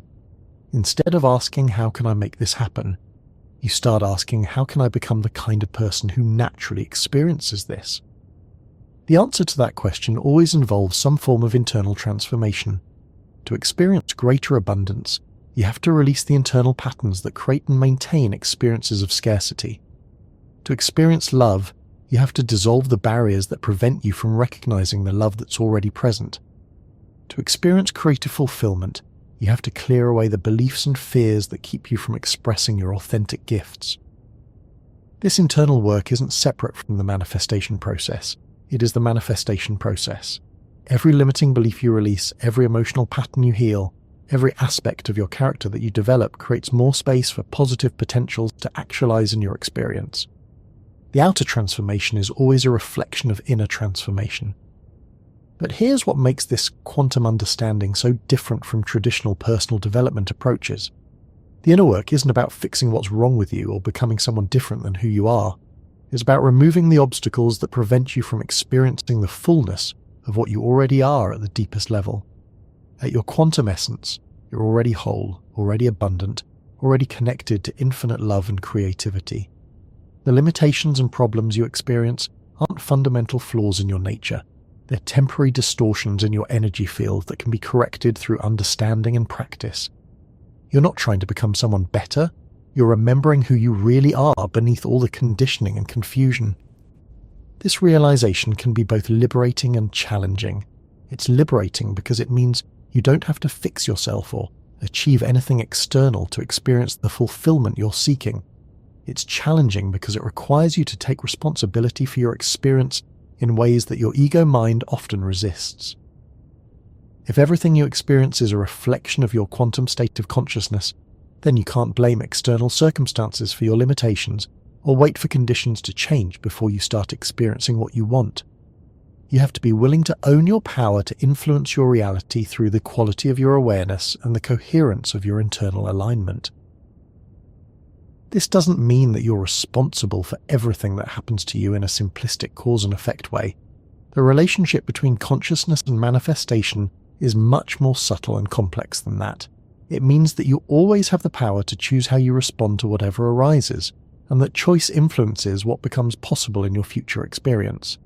Let's explore how this understanding applies to one of the most common challenges people face when working with manifestation principles: the experience of apparent resistance or delay in seeing results. From a classical perspective, if you're doing everything right, setting clear goals, maintaining positive thoughts, taking appropriate action, and nothing seems to be happening, it's natural to conclude that either manifestation doesn't work or you're doing something wrong. But from a quantum perspective, apparent resistance or delay often indicates that the system is organizing itself for a more significant transformation than you initially requested. Sometimes, what looks like nothing happening is actually evidence that changes are occurring at such a deep level that they haven't yet become visible in your external circumstances. Quantum systems can exist in states of increasing complexity and instability before they suddenly reorganize themselves into a completely new pattern. This is called a phase transition, and it often appears chaotic and unpredictable from within the system while it's happening, even though it's actually following precise mathematical laws. The same process happens in personal transformation. Sometimes you're working with manifestation principles and it feels like you're getting nowhere, but actually your entire psychological and energetic structure is reorganizing itself to accommodate the changes you've requested. This reorganization has to happen from the inside out, often involving the release of old patterns and beliefs that no longer serve your growth. During these periods of apparent delay, the most important thing is to maintain your practice and trust the process, even when you can't see evidence of progress. This is when many people give up, concluding that manifestation doesn't work for them or that they're not doing it right. But often they're actually on the verge of a breakthrough that would have manifested if they had maintained this alignment just a little longer. The key is learning to recognize the signs that indicate a phase transition is in progress. You might notice that old patterns and relationships that no longer serve your growth start falling away naturally. You might experience periods of confusion or restlessness as your identity reorganizes itself around new possibilities. You might find yourself losing interest in activities that used to engage you, or becoming attracted to new ideas and experiences that feel unfamiliar but exciting. These experiences aren't signs that something is going wrong. They're signs that the quantum field is preparing to deliver something that exceeds your original request. The universe often has to clear away obstacles and limitations you weren't even aware of before it can provide experiences that match your highest potentials. This is why it's so important to maintain what we might call quantum patience during the manifestation process. Quantum patience isn't passive waiting, it's active trust in the intelligence of the process combined with continued alignment with your desired outcomes. You keep doing the inner work, maintaining the emotional frequency of what you want to experience, and taking inspired action when opportunities arise, but you release attachment to exactly when or how your manifestation will appear. This kind of patience becomes easier when you understand that from a quantum perspective, time isn't the linear progression it appears to be in ordinary consciousness. In the quantum realm, past, present, and future exist simultaneously, and what we experience as sequence is actually the unfolding of patterns that already exist in their complete form outside of time. Your desired outcome already exists in what physicists call the block universe, the four-dimensional space-time structure where all moments exist eternally.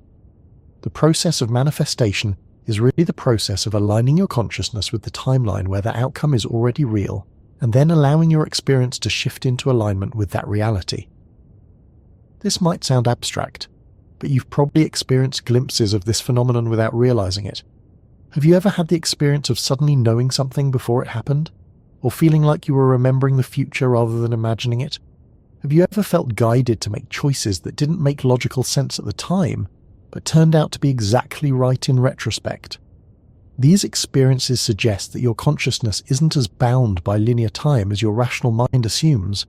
Some part of you has access to information from future timelines and can guide your present choices in directions that align with outcomes you desire. Learning to trust and follow this guidance is a crucial skill in quantum manifestation. The challenge is that this guidance often comes through subtle channels that are easily overridden by the louder voice of logical analysis.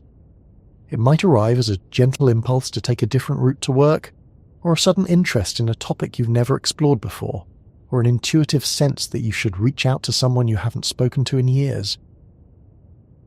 Your logical mind will often dismiss these impulses as random or irrelevant, but they might actually be communications from future versions of yourself who are already living the outcomes you're working toward.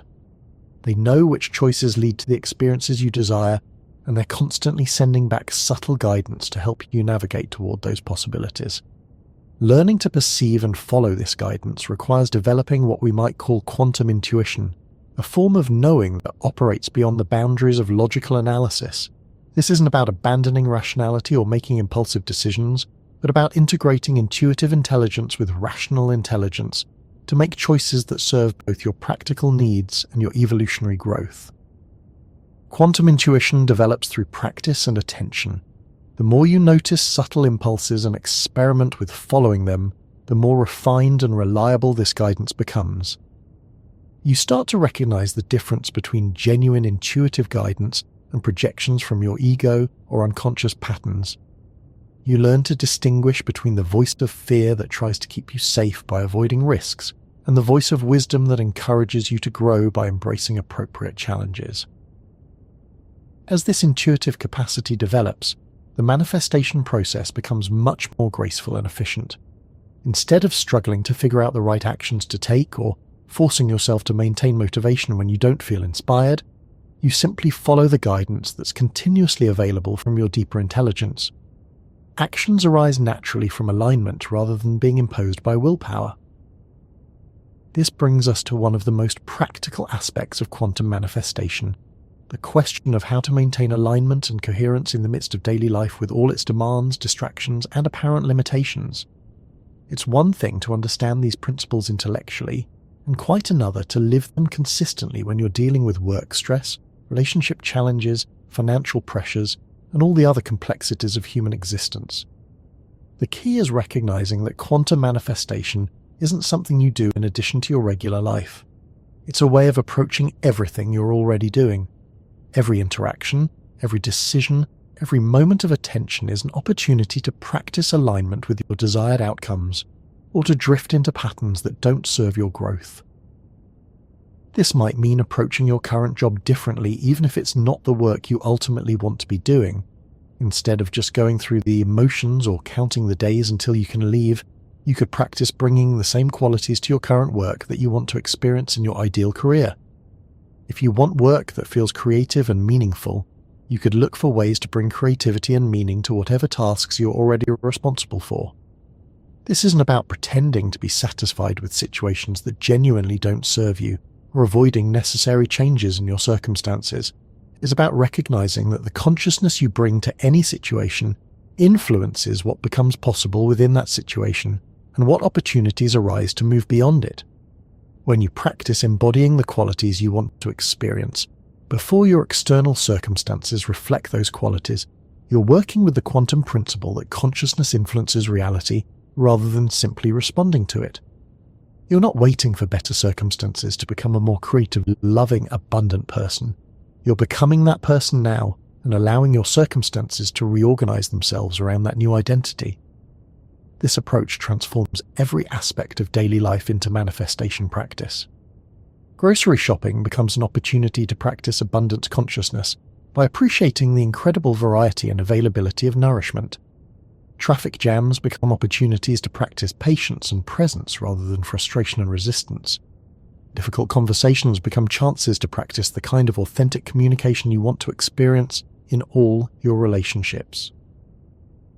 The more you approach life this way, the more you realize that there's no separation between spiritual practice and practical living. Every moment offers a choice between alignment and misalignment, between expanding into your potential or contracting into limitation, between contributing to the positive evolution of consciousness or reinforcing patterns that keep you and others stuck in repetitive cycles of dissatisfaction. This understanding also reveals why traditional approaches to manifestation often fail to produce lasting results. When people try to use visualization, affirmations, or positive thinking as techniques to get what they want while maintaining the same underlying patterns of consciousness that created their current circumstances, they're working against the quantum principles that actually govern the manifestation process. Real transformation requires what we might call quantum authenticity, a willingness to become genuinely different rather than just trying to think different thoughts or feel different emotions while remaining fundamentally the same person. This kind of authenticity involves honestly acknowledging the patterns and beliefs that aren't serving you, without judgment or resistance, and then allowing them to dissolve naturally as you align more fully with who you're becoming. This process often involves what spiritual traditions have called the dark night of the soul, periods where old patterns are dissolving but new ones haven't yet stabilized. During these times, you might feel uncertain about who you are or what you want. You might experience a sense of meaninglessness or disconnection that can be quite uncomfortable. From a quantum perspective, these experiences aren't signs that something is wrong. They're signs that your consciousness is reorganizing itself at a fundamental level. The identity structures that used to define you are becoming more fluid, creating space for new possibilities to emerge. This can feel destabilizing, but it's actually evidence that the manifestation process is working at the deepest possible level. The key during these transitional periods is to resist the temptation to immediately fill the space with new goals or identities. Instead, you learn to rest in the openness itself, to become comfortable with not knowing exactly who you are or where you're going. This unknowing isn't a problem to solve, it's the creative space where genuine transformation occurs. Many people abort the manifestation process during these periods because the uncertainty feels too uncomfortable. They jump back into old patterns or grab onto new goals prematurely before the deeper reorganization has had time to complete itself. But if you can learn to trust the intelligence of the process and remain open to whatever wants to emerge, you often discover that what comes through exceeds anything you could have planned or imagined. This points to one of the most profound aspects of quantum manifestation, the recognition that you're not just trying to get specific things you want, you're participating in the ongoing evolution of consciousness itself. Every time you choose alignment over resistance, love over fear, expansion over contraction, you're contributing to the positive development of the entire field of human consciousness. Your personal manifestation practice is simultaneously an individual path of growth and a service to the collective evolution of our species. As more people learn to create from quantum coherence rather than classical force, we're developing new capacities for cooperation, creativity, and problem solving that will be essential for addressing the challenges our world faces. This larger context can provide tremendous motivation for continuing your practice, even when results aren't immediately apparent in your personal circumstances. You're not just working for your own benefit, you're helping to pioneer ways of being that could transform how humanity relates to itself and the natural world. From this perspective, every limitation you transcend, every fear you transform, every limiting belief you release is a gift not just to yourself, but to everyone whose life you touch. You're modeling possibilities that might inspire others to explore their own potential. You're contributing to a morphic field of consciousness that makes it easier for others to access similar states of alignment and creativity. This collective dimension of manifestation becomes particularly important when you're working with challenges that seem too big for individual effort alone. Climate change, social inequality, political polarization, and other systemic issues require collective solutions that emerge from a more coherent and cooperative level of human consciousness. But these collective transformations begin with individual transformation. As you learn to manifest from quantum coherence in your personal life, you're developing the same capacities that humanity needs to manifest solutions to our collective challenges. You're learning to work with natural patterns rather than against them, to trust intelligence that operates beyond the limitations of rational planning, to collaborate with life rather than trying to control it. Now let's explore one of the most fascinating aspects of quantum manifestation, the phenomenon of what we might call quantum resonance. In physics, resonance occurs when a system is driven at its natural frequency, causing it to oscillate with much greater amplitude than would be possible with the same amount of energy applied at a different frequency. In quantum manifestation, resonance occurs when your personal frequency aligns so perfectly with your desired outcome that manifestation becomes almost effortless. Instead of struggling to make things happen through force and willpower, you discover that you're vibrating in harmony with the very possibilities you want to experience, and they begin to appear in your life with surprising ease and synchronicity. This kind of resonance isn't something you can force or fake. It emerges naturally when you've done the inner work necessary to release the patterns that were keeping you out of alignment with your desired outcomes. It's like tuning a radio to the exact frequency of the station you want to receive. When you find the precise frequency, The signal comes through clear and strong with minimal effort. The challenge is that most people try to find this resonant frequency through mental effort, rather than through the more subtle process of energetic alignment. They try to think their way into the right state, or force themselves to feel emotions they don't genuinely feel, or visualize outcomes while their unconscious patterns are still broadcasting on a completely different frequency. True quantum resonance emerges from a deeper level of being, from what we might call the soul level rather than the personality level. This is the level where your deepest values, your authentic gifts, and your genuine purpose for being alive intersect with the evolutionary impulse of consciousness itself. When you're operating from this level, manifestation becomes less about getting what you want and more about expressing what you are. The things you desire begin to feel less like external goals you're trying to achieve and more like natural expressions of your essential nature. Work doesn't feel like something you have to do to pay bills, it feels like a way to contribute your unique gifts to the world. Relationships don't feel like sources of validation or security. They feel like opportunities for mutual growth and authentic connection.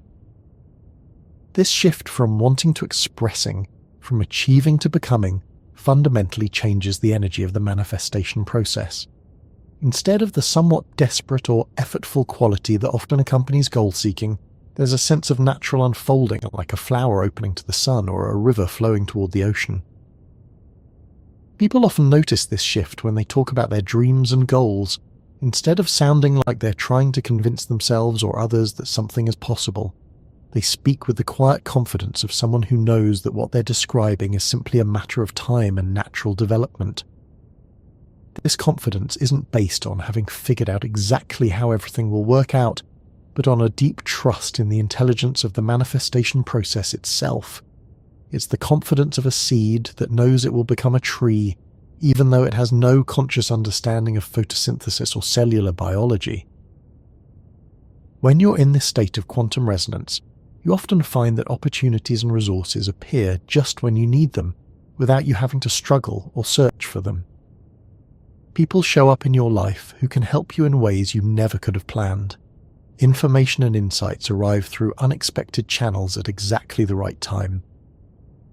This isn't magic or wishful thinking. It's the natural result of being aligned with the quantum field in a way that allows the intelligence of that field to express itself through your individual circumstances. When you're no longer working against the natural flow of possibilities with resistance and limiting beliefs, that flow can organize itself around your authentic desires with remarkable elegance and efficiency. But here's what many people miss about quantum resonance. It's not a permanent state you achieve once and then maintain forever. It's more like a skill you develop through practice, a capacity you can access more and more reliably as you become more sensitive to the subtle signals that indicate when you're in alignment and when you're not. Some days you might wake up feeling perfectly aligned with your desires and purposes, and everything flows with ease. Other days you might feel disconnected or unclear, and it takes more effort to remember who you are and what you're moving toward. This variation is completely normal and doesn't mean you're doing anything wrong. The key is learning to work skillfully with both states. When you're in resonance, you ride the wave of natural flow and take inspired action that feels effortless and energizing. When you're out of resonance, you focus on the practices that help you return to alignment, things like meditation, time in nature, creative expression, or whatever helps you reconnect with your essential self. Over time, you become more familiar with your own patterns and rhythms. You learn which activities, relationships, and environments support your alignment, and which ones tend to pull you out of resonance. You develop a toolkit of practices that reliably help you return to coherence when you've drifted into confusion or resistance. This self-knowledge becomes invaluable in the manifestation process because it allows you to work with your natural cycles rather than fighting against them. Instead of trying to maintain the same level of focused intention all the time, you learn when to push forward and when to rest, when to be specific about what you want and when to remain open to unexpected possibilities. You also begin to recognize that periods of apparent disconnection often precede periods of even deeper alignment. Sometimes you have to lose your way temporarily in order to find a path that serves your growth better than the one you were on before. Sometimes confusion is a sign that you're outgrowing old patterns and beliefs, making space for new possibilities to emerge. This understanding helps you approach the inevitable challenges and setbacks of the manifestation process with more patience and wisdom.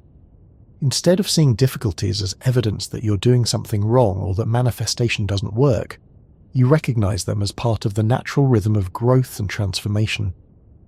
Every challenge becomes an opportunity to develop greater alignment. Every setback becomes information about where your internal coherence might need refinement. Every delay becomes a chance to deepen your trust in the intelligence of the process itself. As we near the completion of our exploration through the quantum nature of manifestation, it becomes clear that we've been describing something much more profound than a technique for getting what you want. We've been exploring a fundamental shift in how consciousness relates to reality, a movement from the illusion of separation to the recognition of interconnection, from the attempt to control outcomes to the practice of dancing with the mystery of existence itself. The quantum approach to manifestation reveals that you're not a separate individual trying to manipulate an external universe to provide for your needs and desires. You're a unique expression of the universe exploring its own infinite potential through the particular lens of your consciousness. Your desires aren't separate from the evolutionary impulse of existence itself. They're how that impulse moves through you toward greater complexity, creativity, and connection. This understanding transforms every aspect of how you approach the creation of positive change in your life. Instead of seeing manifestation as something you do, you begin to experience it as something you are. Instead of working to get the universe to give you what you want, you discover that you're the universe exploring what it wants through the particular perspective of your individual awareness. From this perspective, failure becomes impossible because every experience, whether it matches your preferences or not, contributes to the larger exploration of consciousness that you're participating in. Success becomes less about achieving specific outcomes and more about how fully you express your authentic nature and contribute your unique gifts to the ongoing creation of reality. This doesn't mean that your individual desires and goals become irrelevant, but they're held within a larger context of meaning and purpose that makes them much more fulfilling when they manifest and much less devastating when they don't unfold as expected. When you operate from this quantum understanding, manifestation becomes a collaborative dance between your individual will and the cosmic intelligence that moves through all things. You contribute your clarity, your alignment, your authentic engagement, and the universe contributes its infinite creativity, its perfect timing, and its vast network of interconnected possibilities. The result is a life that feels both deeply personal and transpersonal, both uniquely yours and connected to something far greater than your individual story. Your successes feel like gifts that have emerged from the generosity of existence itself, and your challenges feel like opportunities to develop qualities that serve not just your own growth, but the evolution of consciousness on a planetary scale.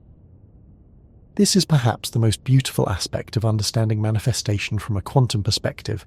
It reveals that your individual path of growth and fulfillment is simultaneously a contribution to the larger healing and evolution of our world. Every limitation you transcend makes it easier for others to transcend similar limitations. Every expression of your authentic gifts creates new possibilities for others to discover and express their own gifts. Your life becomes both a personal journey of discovery and a service to the collective awakening of human consciousness. The more fully you become who you really are, the more you contribute to a world where everyone can more easily access their own authentic potential. Presence in the trauma bay, but guards were unable to locate anyone matching the description of the mysterious observer. As the medical team continued working to save Jason's life, the ghostly figure became more active, appearing to gesture towards specific areas of Jason's body and seemingly attempting to communicate information about his injuries. Dr. Rodriguez, who was leading the trauma team, reported feeling an inexplicable compulsion to examine Jason's lower back more thoroughly, despite the fact that initial X-rays had not revealed any obvious spinal injuries. Following this intuitive guidance, additional imaging studies revealed a subtle vertebral fracture that could have resulted in permanent paralysis if left untreated. The early detection and treatment of Jason's spinal injury proved to be crucial for his recovery, allowing surgeons to stabilize the fracture before permanent nerve damage occurred. Jason eventually made a full recovery and was discharged from the hospital after 6 weeks of treatment and rehabilitation. When Jason regained consciousness several days after his accident, he immediately asked about his grandfather, Robert Mitchell, whom he claimed had been present during his emergency treatment. Investigation into Jason's family history revealed that his grandfather, Robert Mitchell, had died in a construction accident 3 years earlier. Robert had been a protective and influential figure in Jason's life, serving as a father figure after Jason's parents divorced when he was 12 years old. The family provided photographs that confirmed the identity of the ghostly figure observed in the trauma center as Robert Mitchell, and they expressed no surprise that Robert's spirit had appeared to watch over Jason during his medical crisis. The Mitchell case illustrates a common pattern in emergency department supernatural encounters, where deceased family members appear during critical medical situations to provide protection and guidance for their living relatives. These spiritual interventions often result in improved medical outcomes, as if the deceased individuals are using their continued existence to influence the physical world in ways that benefit their loved ones. The emotional impact of emergency department hauntings on medical staff can be profound, as healthcare workers develop relationships with ghostly figures who regularly appear during traumatic cases. Dr. Rodriguez reports that he has come to rely on supernatural guidance during the most challenging emergency situations, and has learned to recognize the presence of specific spirits who seem to specialize in particular types of medical crises. This ongoing collaboration between living medical professionals and deceased helpers represents a unique form of interdimensional teamwork that enhances the quality of the emergency medical care. The intensive care unit environment presents another category of hospital hauntings, characterized by extended supernatural encounters that develop over days or weeks as patients struggle between life and death. The prolonged nature of ICU stays creates opportunities for complex relationships to develop between patients, families, medical staff, and spiritual entities who may be drawn to these liminal spaces where the boundary between life and death becomes particularly thin. Mount Sinai Medical Center in New York has maintained detailed documentation of ICU supernatural encounters for over 20 years, compiling case studies that demonstrate the therapeutic value of ghostly visitations for both patients and families dealing with critical illness. The hospital's ICU spirits appear to serve multiple functions, including providing emotional support, offering medical guidance, and helping families prepare for difficult decisions about end-of-life care. Dr. Sarah Thompson, who has served as director of the medical ICU at Mount Sinai for 8 years, notes that supernatural encounters in the intensive care setting often involve deceased patients who had previous stays in the same unit and appear to be returning to help current patients navigate similar medical challenges. These returning spirits demonstrate detailed knowledge of ICU procedures, equipment, and protocols that allows them to provide practical guidance to confused or frightened patients who are experiencing intensive medical treatment for the first time. The case of Maria Gonzalez, a 58-year-old diabetes patient who spent 6 weeks in the Mount Sinai ICU following complications from kidney surgery, illustrates the complex support systems that can develop between living patients and deceased spirits. Maria's extended ICU stay was marked by multiple setbacks, including infections, organ dysfunction, and periods of delirium that left her feeling confused and frightened about her condition and prognosis. During her second week in the